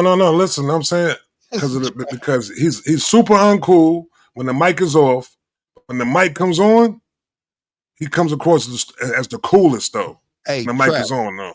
That's what I'm saying, but all of it is fake. I'm sorry, Coach. No, go ahead. All of it is fake when the mic go off. But I also see like not even a little bit of it is real. I'm sorry. You get no. I get like you. I get you. I see why you passionate the about mic come this. on, that nigga be like, you be like, okay, that's successful. It's not a minstrel show, black facing minstrel show. But like, soon as the mic go off, cause it's not one part of it where it's like, and that's the thing, like, not no part of it. Come on, Trap. Like, soon as the mic go off, it just like all go away. Hey, but I do see why he's suing. This talk made me kind of understand why he's suing though. Imagine being Urkel, he's Urkel, and hip hop was Laura, and it never loved you back. Like it never liked you ever. You found out that Laura, like what if Urkel at the end of the show found out Laura just, no, nigga, you're a nerd. Get up out of here. Like hip hop told this nigga like he was a nerd. Get up out of here. Now he's mad. Now he's like, I gotta said Lauren liked him and feeling. Yeah, I'm saying, imagine if it never happened. Stop that. Imagine if it never Bad happened. Analogy. I get what he's saying. Yeah, King is stupid. I get what he's saying. He's saying if it did, he's saying if at the end of it, she never did fall in love. But she did fall in love with him, so that's the way it went. But you're missing the point of what we're not doing fantasy worlds here. God, what the fuck? I'm done with What is King talking about? What is King? Stop it. We deal with facts. King, stop it. What is happening? Okay, look. So back to this black shit, because I don't get it. Like, and I don't use the term Black American. That's just dumb. If you American, you American. I hate when people say black man. I'm a black man in America. That's why I call myself black. I would never call myself Black American. Like that's a legal term. Like when I'm in another country, I don't believe in that shit. Like if you're American, you're American. I watch too many of these dudes talking about they a proud Black American. That just sound crazy. So you're not African American? No, I am black. Okay. Africa is a whole continent. I wouldn't have any idea where none of my ancestors from. I am a black man in America. I use the term black because I don't know who the hell or where my people come from. I'm not with the whole. I'm just saying when somebody said that that's a Black American thing, there is no Black American thing. Black people in America are different. Like, that's why I keep saying hip hop is more of a street thing than just a black thing. That's why so many black people. No, I don't use the term FBA. But that's the homie term. That's somebody I respect term, but I don't use that. You know what I'm saying? But the term, I'm a black man in America. I will never reference myself as a Black American or an American. That just feel weird. Like you can't just be knocking my people down and I think it's like we from the same thing. Like I wouldn't be from the 7 if they did something to my family, dog. I wouldn't be claiming a set and you hurting my people. You know what I mean? But the point I'm saying is, what is there something about black and toxic that works together? Like what exactly culturally do y'all think that we do? Like, what is of black culture?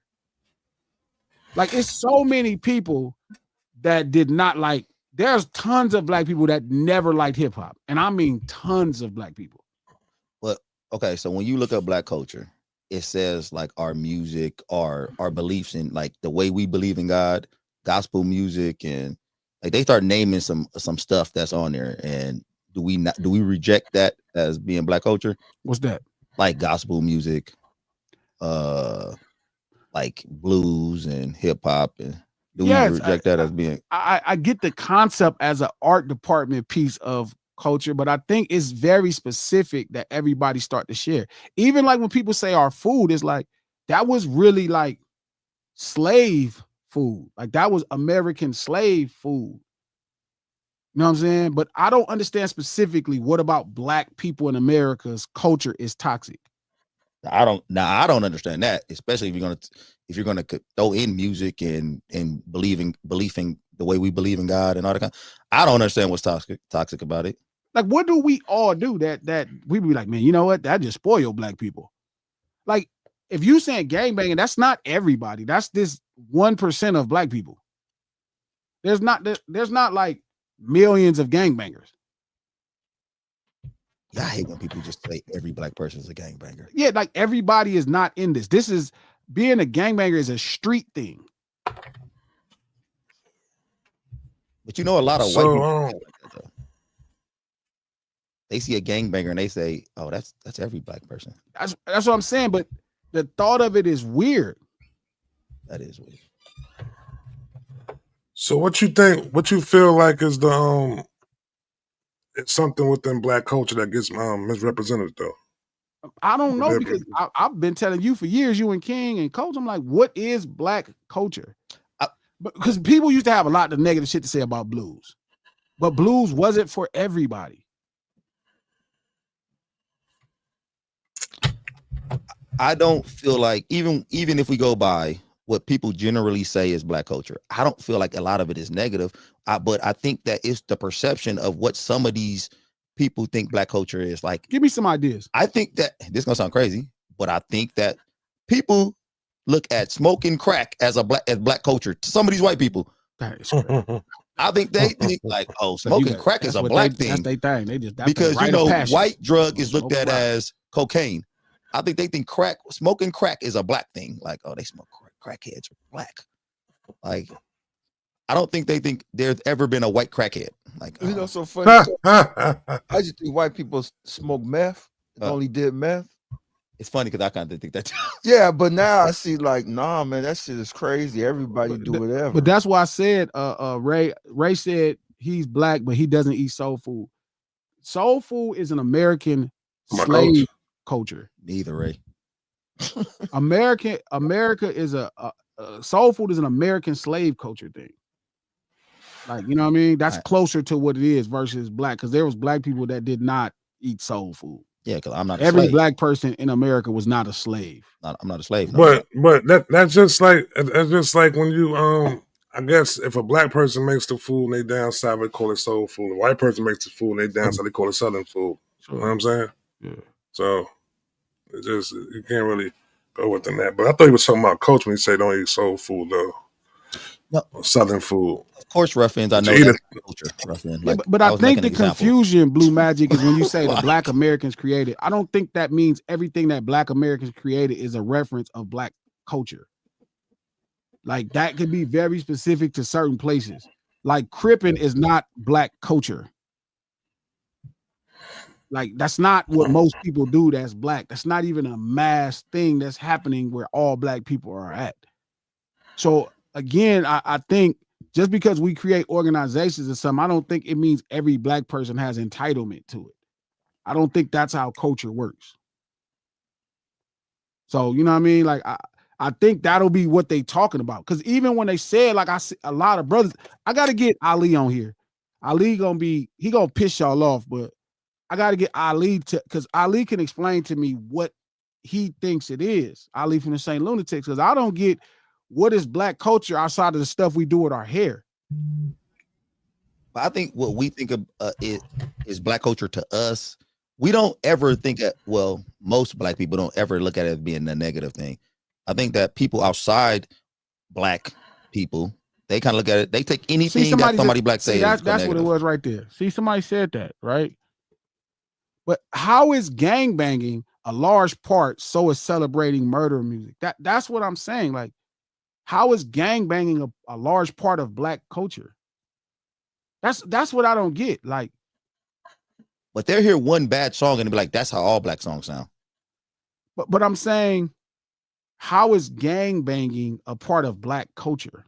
Because I think people look at it in a negative connotation, and they want to look at black people negatively. So if they say they think black people gangbang, and we think it's bad. So like that's what all black people do. The first gangs in Los Angeles, the street gangs in Los Angeles, I always tell y'all this, is Mexican gangs based in East LA. There's Asian gangs in Long Beach. There are all kind of gangs. Like, before black people had street organizations, white people had street gangs. They call them clubs now, white gangs. Clubs.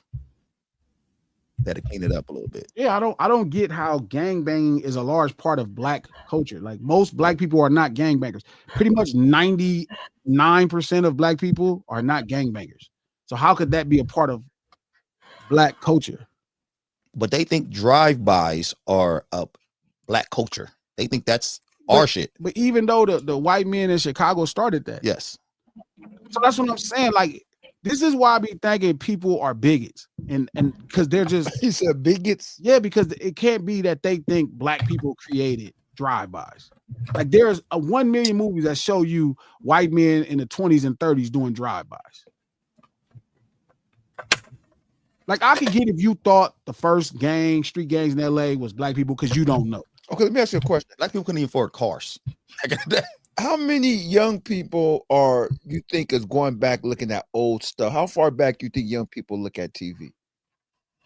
Shit, I know I didn't look back I didn't look back. So you're asking them, like, seeing drive-bys that we seen, years and years ago on TV, when these young people can't get past the internet to look at anything old. Like, I saw a dude tell me, a dude that I mess with tell me, he was trying to explain to me that black people, the racism, that's just worried about that is holding black people back. I hear a lot of people say that. And I just don't get that whole thing. Like, what do people think that black people do innately, like, just because you're black?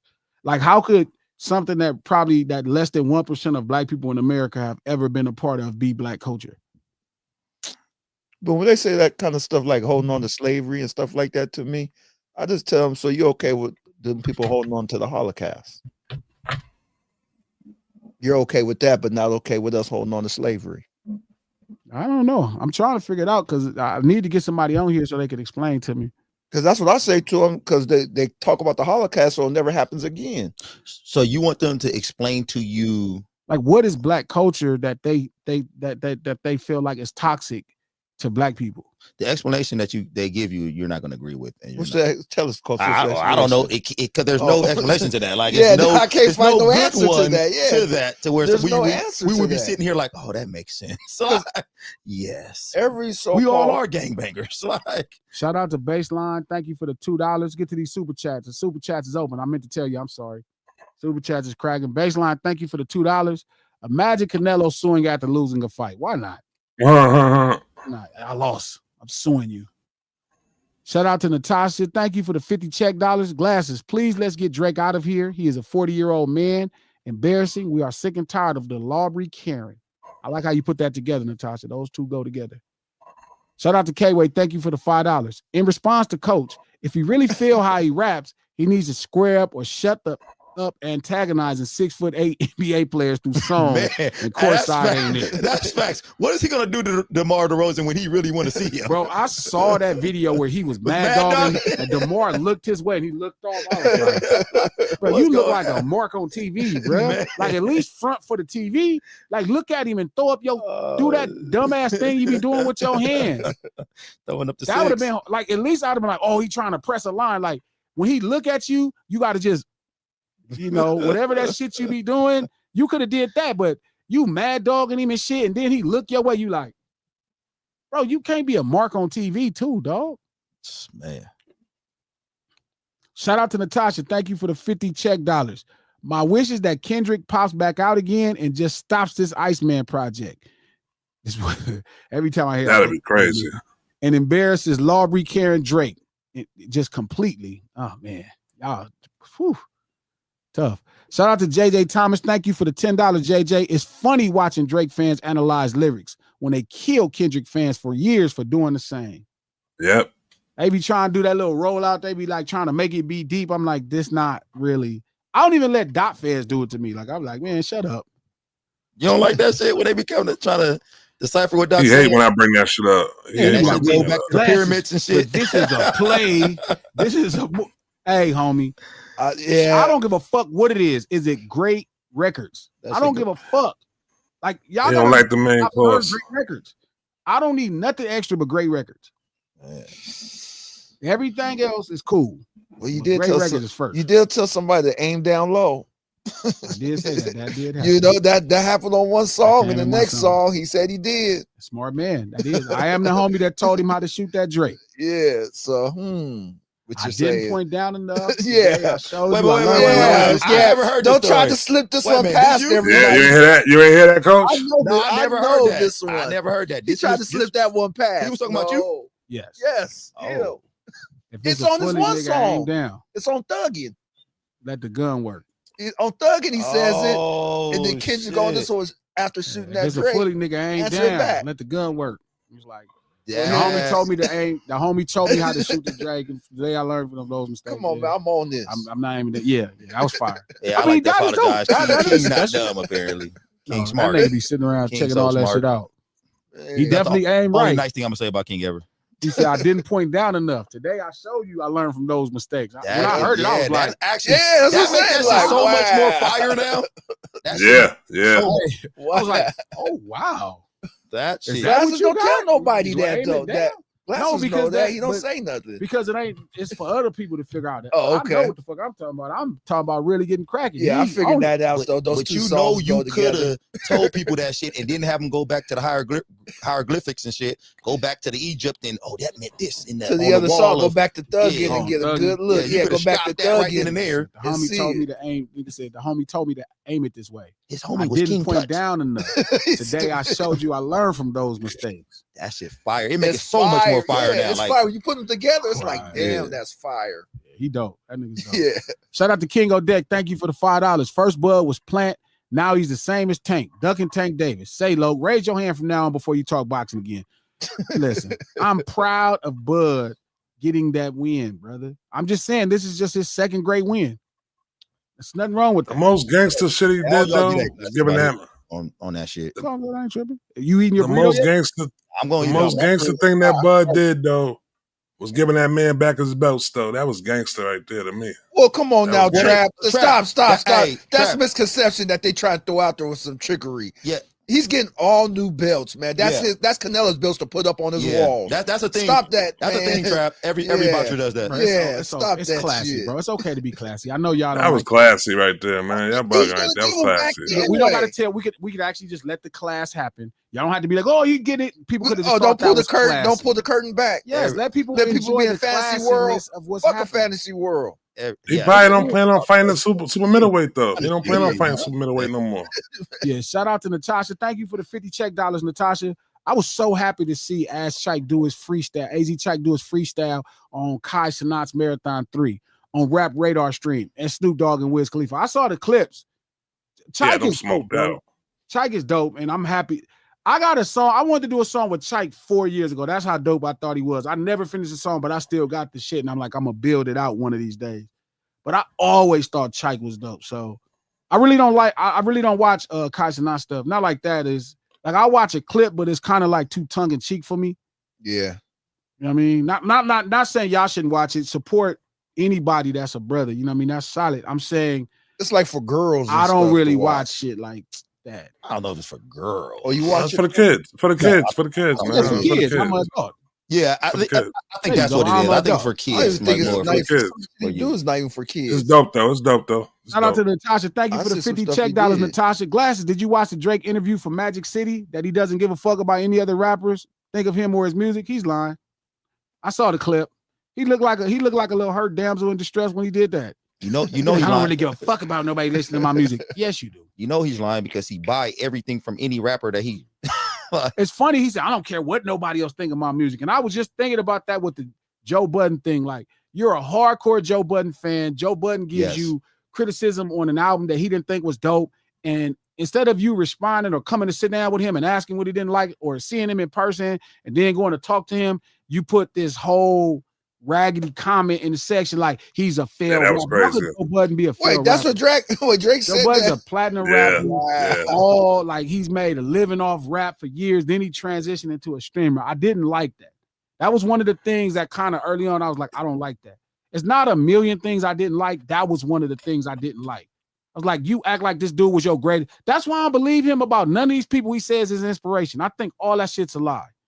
I think everybody he said was an inspiration is a lie. I think his inspiration is people like Elvis. I think his inspiration is people at best like Michael, like people like different people. I don't think his inspiration is people in hip hop. All that, I swear to God, dog. Because I don't agree with that. I can see that. I don't think he really respects. Maybe not Michael, but you don't think he respects Joe Budden? He used to rap like Joe Budden. He used to rap like that's because that's what you would do if you just heard somebody you seen was getting credit. You just emulate them. So you think he's a mimic? He just out here. Yeah, he's a mimic. He don't quite understand what goes into this shit. He's just mimicking styles. That's and a genius at mimicking styles. But that's how you learn how to do Michael Jackson. Like, he's a genius. Like I'll do that until I'm put into position to actually use these the correct way. If you don't know why the punches are thrown, you just throwing punches. Hey, that's an interesting theory, and it makes a whole lot of fucking sense. I don't believe none of them people. I don't believe he looked up to Push. I don't believe he really looked up to Fonte. I think he heard some of their music. He thought they was dope, saw what they was getting, and that was it. I don't think he grew up studying these guys like that. I don't believe that. I think he studied them as a way to build his business. Like an actor study his script. Yeah. So he wasn't inspired. He wasn't inspired by none of them artists that he mentions like that. Then inspiration is short. I think he was aspired. Do you think it was more infatuation than love when it comes to rap or hip hop? No, I don't think it was none of that. I think he was looking for a way to be cool. He had talent. He comes from a family of musicians. He knew he could do it. He put it together. If you hear him rap, you know he's dope. Like you could hear it. Like so, he just wanted to be popular. That's it. That's what I believe. The way you saying it's almost like he had hip hop lust, not love, though. That's what it is. Yeah, that's what I was just thinking just now too. Was through the hip hop door because he was still black at the time, so he couldn't go through pop. He was always black, so he had to go. But I don't think it was. So he had to go through hip hop to get to pop. But I don't think it was just a journey about music. Don't get me wrong. No, I'm not saying music. I'm talking about to become popular like that. He had to go through hip hop. He couldn't. Just everybody go through hip hop. His first door, you could tell with everybody who not from the streets, they first door is to go through backpackers. That's their first door. Everybody's a backpacker. That's backpackers don't have no standard. They let anybody in. Oh, you like rap? You got a notebook? You with us? And then his acting, he was bad at his acting, coach. Backpack. I finna get on my boys. You know what I'm saying? I finna get on all the homies. Backpackers don't have no backpackers. Backpackers are like gangbangers. They the worst standards in hip hop. Anybody could get in. No, you're bugging right now. In a backpack. Hey, okay, hold on. Hey, no, it's not a fact, man. No, it's not a fact. Everything. You rap that's tight. Hey, that's tight. That's fire. That was the style. I got a story here. Backpack is the essence of hip hop, man. That's the roots of hip hop right there, dude. When you rap, yes, it is. Yeah, what you saying, Ken? They're saying Drake was at Nickelodeon working, on that Grassy show and met Wayne at the Degrassi show over there at Disney. And this is how Wayne said, I want to make you a rapper. No. And that's how it got started. That's not what happened? No. Okay. No. What happened? You know how it happened, how they became? All I know is a story, but it had more to do with Jazz, with Jay Prince's son. Jazz, yeah. Okay. But I don't know. I'm saying that's not how the whole story. Maybe it could have. I don't know. But that's what I heard. But I was just thinking, he didn't say I wanted to make you a rapper. No. Because he was supposed to have been rapping in the bathroom when Wayne heard him. It was like, okay, I want to work with you. No. No. But the thing is, if you listen to Drake rap on them comeback seasons and those other projects, he can rap. Like he's a qualified MC. He's not a bad MC. It's just yes, I heard Wayne heard him rap. It's like, oh yeah, I want to work with you. Like you could rap. Listen, man, when that switch go off, it's viable. When that switch come down, I ain't gonna lie to you. I've never in my entire life heard that type of switch at that level in my life. I never heard somebody flip a switch and be a completely different person.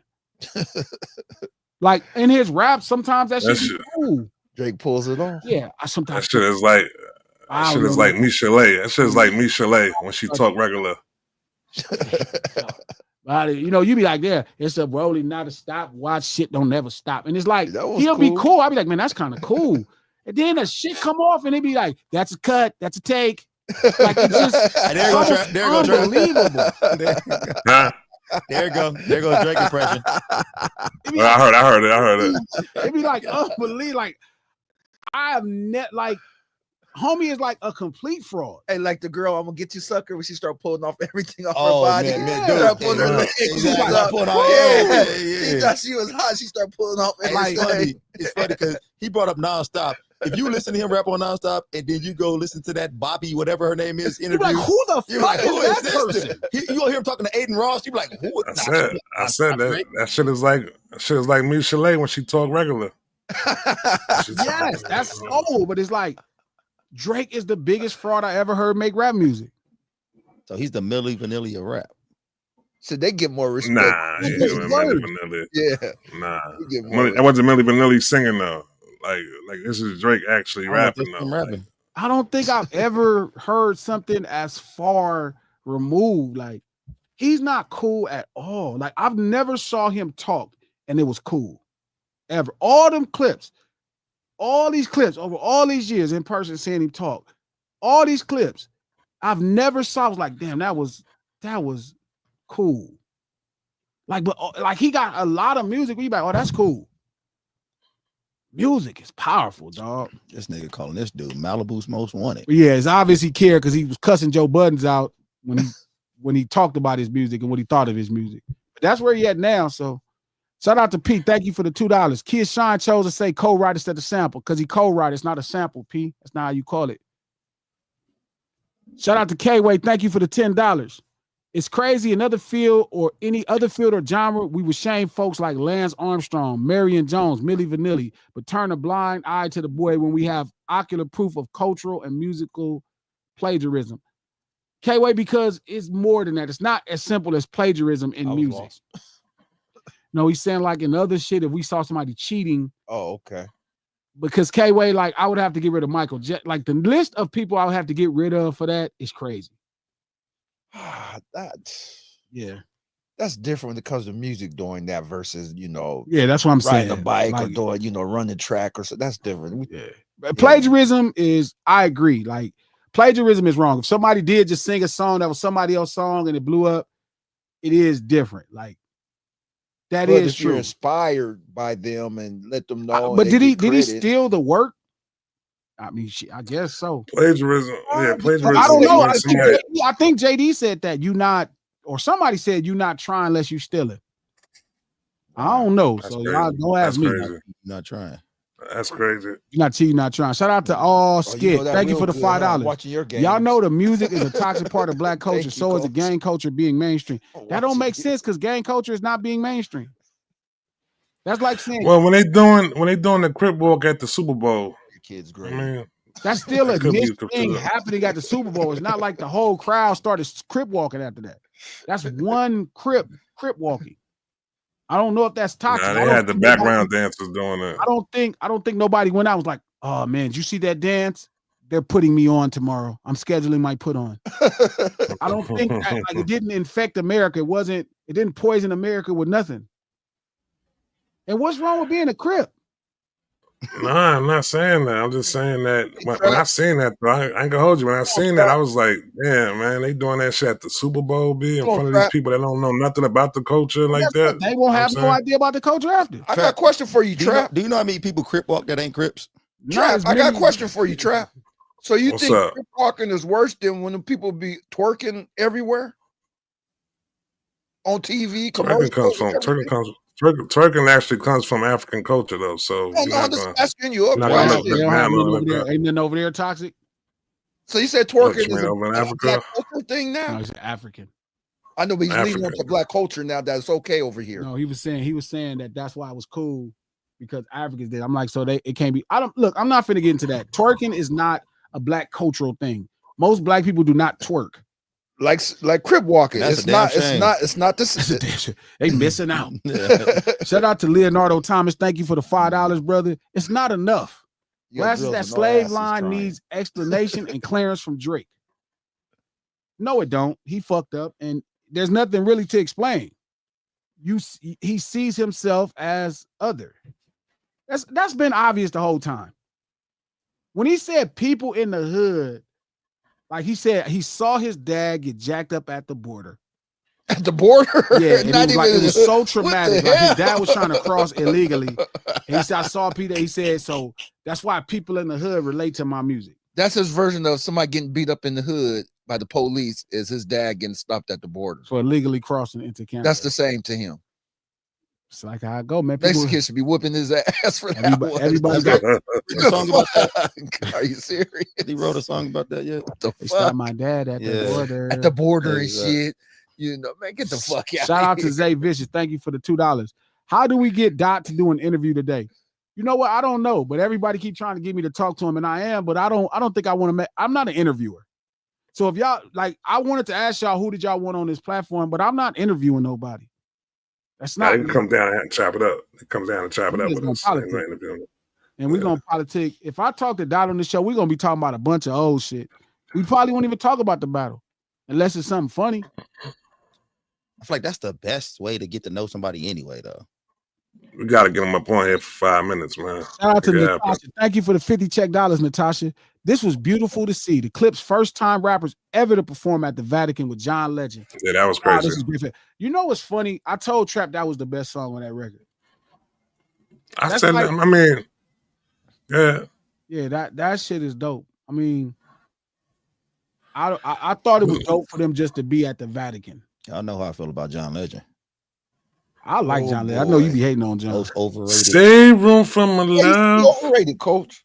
Man, got one note. Crazy. That boy got awards. Boy got one note. Kareem had one shot. That's it. They made 50,000. 50,000. John Legend Kareem now. It looked like he was at the Vatican and shit. With the real ordinary people. Oh my God. That's it. Ain't got no place to Understand go. one day. We're gonna understand one day. Niggas could name 4 John Legend songs. Yes, I can. Exactly. I can. But that I don't mean, mean I bet you G could name 17 Luther Vandross songs right now. in my sleep. I can name John Legend Oh, songs. you said John Legend. Luther is the best singer in the world. The greatest all-time best male vocalist in the history of music. Did he perform at the Vatican? No. Okay, then let's not talk about John Legend. Oh, he performed at the Vatican. Let's not use that. Hold on. something The to say reason he's tight. why John Legend performed at the Vatican, because look where the Pope's from now. Chicago. Okay, think about that now. That actually, look where the Pope is from. That actually makes like, sense. John Legend's my Yeah, favorite singer. Yeah, so Damn, King is cooking. The King is cooking over there. Next year, Chance gonna be Cooking there. today. I like that John Legend song, Best I Ever. The song that they use for the Kevin Hart movie. You don't know the name of it. It's dope. He's howdy with it. But I think John Legend is better than that nigga y'all like, Frank Ocean. I'm gonna tell you definitely right now, better than John Frank Legend Ocean. song should be called Ordinary People 1, Ordinary People 2, Ordinary People 3. That's how all that shit sounds. Yeah, bugging. It's better than bugging. every Frank Ocean song. No, go listen to Get Lifted. Go listen to Get Lifted album. Go listen to the Save Room album. Come on, man. And we're doing it again. Crazy. What's that John song? Legend's crazy. Ever had. Yeah, best I ever had right He's singing John Legend. I'll be I love John Legend. I don't fuck off with y'all. That's not to say I'm gonna listen to a bunch of John Legend albums, but I like the songs that I hear. Like Ordinary People is a dope song. Yeah. Ordinary People's a classic song, man. That's better than every Frank Ocean song in history. You gotta go listen to Blonde. Like he gotta go listen to some Frank Ocean. Yeah, Blonde. You gotta listen to Blonde. Blonde is fire. So impressed. And you got the fact that y'all acting like that's good. Like we coming off of some of the best R&B. Like me and you grew up in a time where R&B was fantastic. You talking about go listen to Blonde or Orange? Nigga, no. Blonde is fire. Not fire. You gotta listen, man. He don't even sing good enough. You hear some and he don't have like you know. Writes great. Have fire, not sing Teddy Riley. That's how Bobby Brown and Keith Sweat got it. His beats ain't even good enough. I'm gonna send you my Frank Ocean playlist, and you're gonna let me know what you think of want that thing. And this is no disrespect. I'm not fucking Frank at all with no fucking singing. All of me with John Legend was cool. I like this nigga, Coach Trippin. How you bigging up Frank Ocean and talking shit about John Legend? Man. John Legend to sing Frank Ocean under the table. Come on, Ordinary People 3 and 4, I guess. Ordinary People was better than Frank Ocean's whole catalog. When that Ordinary People 7 coming, I can't wait. Shout out to Zob. Thank you for the $2. Mexico line was about the Raptors losing early in the playoffs. Yes, it was. It still was weird. He's planning trip to go to Mexico. Like, yeah, whatever. Whatever. Shout out to All Skid. Thank you for the $5. Do Mexicans have a genre of music based on killing called drill rap? No, it's called corridos, asshole. It's called corridos. When you see them dudes with them big fucking hats on, see, this is my problem, Skid. Y'all be on that bullshit. Do Mexicans have a genre of music based on killing called drill rap? No, they have a genre of music called corridos, and all of it is cowboy stories where people get shot down. And you think gangster rap got people getting shot down? Go look at what happened to what's my boy? I'm writing a movie on his life. I've been slowly writing a movie. Chalino Sanchez. Go look what happened to Chalino. Go look. Y'all keep acting like black people doing something new. People been messing each other up over this music. That's been happening in Ireland. It's been happening in Mexico. This ain't nothing. Y'all keep trying to put stuff off on black people that ain't nothing new to humanity. Nothing. Corridos, when you see them dudes be playing that, don't. No cowboy movie. I used to watch those. Don't. Talking about knocking shit down over drugs. See, y'all don't see that. When y'all be thinking them Pisces be wearing them hats and them belts and them boots, they're cowboys.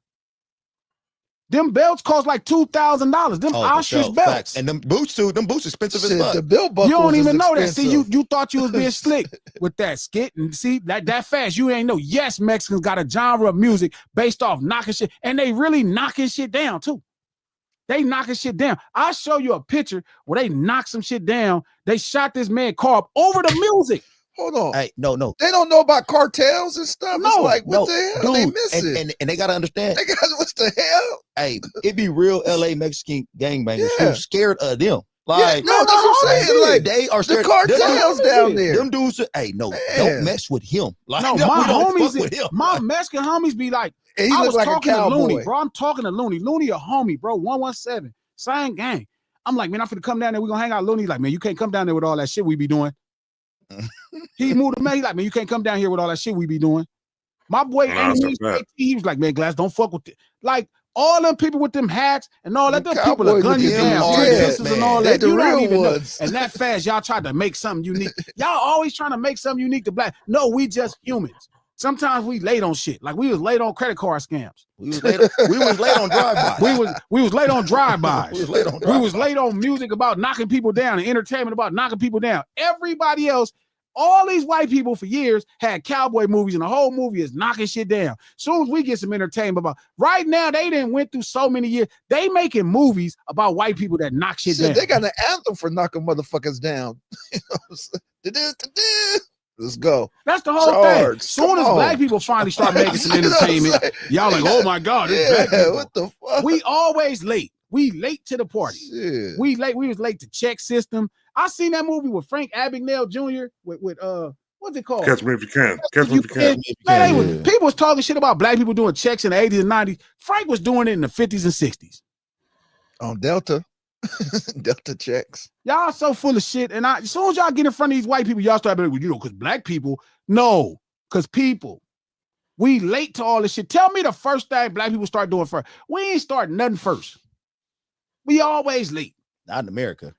The one thing we started doing first was taking baths. Yeah, we don't get credit for that. Always late. Really? You know what we was first on? Seasoning chicken. That's what we was first on. We was last on drive-by, but we was first on seasoning chicken. How about that? Shout out to Cyan League. Thank you for the $5. You're wrong, Glasses. The difference is K-Dot is actually a cryptic artist. That's literally one of the reasons why he won a Pulitzer Prize. I'm not saying he's not a cryptic artist. I'll tell you, I don't give a fuck about solving the puzzle. You missed it. Trap, he missed the point. G said he's not going in those Egyptian tunnels to find out the meaning of this. When you smart, you don't have to worry about who else smart. He ain't listen with no decoder or nothing. Man, is the record jam? I told this nigga that. I'm like, man, I don't give a fuck about none of them skits. Is the record jamming? Double on trial. He sounded like Trap. He's like, nigga, you love skits. You be having skits. Fuck all that. Records, nigga. Is the records jamming? Is the fucking records? I don't give a fuck about no fuck. I don't give a fuck if you play it backwards. I don't fucking care about none of that shit. That nigga Trap. Can I play it forward and the records is jamming? Trap. You hear? No, I'm T. I'm not talking shit, T. I'm Coach, not mad at none of y'all who look for that. I think that's fire. If you read the Led Zeppelin song I don't give backwards. a fuck. I don't give a fuck if you put the music in 3 folds and play this. Is the records jamming? That nigga know me like a book. That's why this album sounds this way, because the records need to be jamming. That's what I fuck with. That nigga G hear a good album coming out. He just want to hear if it's jamming. Trap, that's it. His pen and paper and his the Trap source and them out. talking about niggas rapping with no Trap drums. I'm not fucking with none of that shit without no drums. Nigga, how you even call it a beat if it don't beat? I'm not fucking with none of that. Listen, I love all of that shit. I get it. But I'm listening to the songs when I turn on music. I'm not mad at nothing deeper. I make deeper shit. Shout out to y'all. I won't make deeper shit, but I really care about the records. That's what I care about. So I'm not saying Dot ain't cryptic. I think Dot is cryptic. I just don't care about that part of it. That's for y'all. That's y'all. I'm like, is the song good? I'm listening for Inner City Blues and is a good record. That's why I like GNX. It's great records. Is the music jamming? Shout out to Just Be Yapping. Thank you for the $5. Aubrey, the most bothered, want to be unbothered. I like how you did that. He's so mad he can't even stop giving himself self-inflicted L's. I love that for him. It is like that. He is doing it to himself now. Mm-hmm. That boy glutton for punishment. Shout out to Miss Peachy Peaches. Thank you for the $5. Jalopy pointed out that Terrence Thornton and Crawford made history the same night. Euphoria, Drake in her first use, the Untouchables movie driver. Oh, facts. Oh, facts. Yeah, you're right. You are right. That's true. They did both make history that night. All the Terrences. Oh, Terrences. Shout out to Natasha. Thank you for the 20 check dollars. Bobby Aldorf did an interview in Compton with YG. I saw that. I didn't really look at it, though, because that little white lady just around there, it just looked crazy. Shout out to K-Way. Thank you for the $5. Coach ain't never been in love. Most of John Legend catalog is about marriage and clapping raw cheeks with your wife. I love me some me. Shout out to Zob. Thank you for the $2. Coach, stop being a yes man to Glasses, goddammit. Why y'all? Thank you. Coach is, when the fuck is Coach is my yes man? Coach always agree with me. Coach always ends up on your side. That might be the first time in my life I ever heard that in life. Coach always ends up on your side. Thank God you agree with me once in my life, because I swear to You God, always end up agreeing with him in the end. That's crazy. When? Every time. He'll be like, we just argued the whole last show about who's gonna win the fight. I kind of agree with what he's saying, but I always agree with some of his shit, but then I always end up agreeing at the end. No cuz said it. Coach is the antagonist. What the hell y'all talking about? I'm cool with that other comment. Somebody think I agree with Glasses? Coach stay arguing. There you go again, right now. I'm gonna always go back to that comment too, and Glasses say, you just be trying to disagree with me. I'm like, nah, not that other nigga told you. The comments cause it division. Crying. Coach and Glass like, bro, and that's why he always disagree with me. He be like, nah, G, fuck that. I'll be like, Coach, so you mean to tell me, nope. I'm happy I got that comment, dude. Like I'm just you should. I hate that somebody You agree with him. Coach is busy. You should. All right, Trappy, you done? Blow that comment up. Yeah, I gotta charge it up though. We gonna pop back in. Yeah. Shout out to K-Way. Coach never agrees with G. They are real life Claude and Ray. That's probably closer to truth. Said Claude and Ray. That's probably Claude true. and Ray is crazy. They'll see you guys after That's the for show sure. Him, and he's for sure Ray, old city slicking ass. He said that little motherfucking farmers come down here. These fucking farmers. Hey, it's crazy. I don't know. For sure he's Here you Ray. go. You about to I don't know if I'll be Ray. I was kind of thinking about it because G ain't Claude though. That's the problem. I'm definitely Claude. G ain't Claude. Nah, yeah. All right, pop back on. Trap, where's your camera? G is Nah, I gotta turn the computer up though. Okay, all right, listen. No Sitters Live, the lunch hour, every Monday, Wednesday, and Friday, right here, noon Pacific Standard Time. Digital, no Sitters by Glassman. Subscribe. We got to go through this thing so we can start sending out them cash apps. I'm requesting cash apps next week. I'm gonna have Fatima who moderates the chat. Shout out to everybody who moderated the chat. My dog Squishy, Fatima, Fats. I don't think Fats here. I ain't seen him here, but shout out to everybody who helped this stream be something. We're gonna get somebody to be on the stream really soon. I'm trying to figure out the right person. Can I get a guest DJ up here? Yes, I'm gonna do that. My boy Six gonna come DJ. I got somebody else too. Feel me? Shout out to every Monday, Wednesday, Friday at noon Pacific Standard Time, right here on No Sitters by Glass Malone. Subscribe. New podcast dropping tomorrow. Make sure you check it out. We do this stream to support that podcast, No Sitters Podcast. Hold on. I got something to say. Yes. You're not gonna just let me get through this, huh? I thought you was done. Go ahead, get through it. You hear me do this every day. He like, I thought you was done. There's no way you thought I was done. I know, because you're gonna hit the button. Company man, stop that. No Ceiling, the podcast. You can listen to it on Apple Podcasts, iHeart Podcasts, or anywhere you get your podcast from. No Ceilings Podcast, executive produced by the infamous, presidentially shunned Charlamagne the God, the Black Effect Podcast Network, and iHeart. Hit that like button. Go ahead, King. Where's the men at from? With Go after King. I'm gonna say something after King. A mint. No, what the fuck mint. you? The nigga brought me my meal, my drink. Do I get a dessert? Do I get? Where's the men at with what this? King had to get in. Yeah, exactly. All right, hold on real quick. So man, to this meal. You can hear me now? He had to be a good guest. That'd be a good guest. Yeah, it would be. Yeah. Listen, man. If you're in the DC area, September 20th, man, we doing an event out there. Oh yeah, with the Digging in the Crates crew. You know what I'm saying? We'll be broadcasting live from there for the hip hop top 100 features of all time. If you're in the DC area, I'm gonna put some more information up on here on Wednesday and Friday. 20th, even though y'all can't see that talking face, that ain't talking, that ain't no face. September 20th. If you are in the DC area, they're doing a dope event. The Digging in the Crates crew is gonna be fantastic. I think it's at Howard, right? No, it's not at Howard. It's at I gotta get the right location. Okay, so look back for information. We're gonna post it on this channel. If you're in the DC area on the 20th, go support some real hip-hop people. Feel me? That really mess with it and put on for the culture.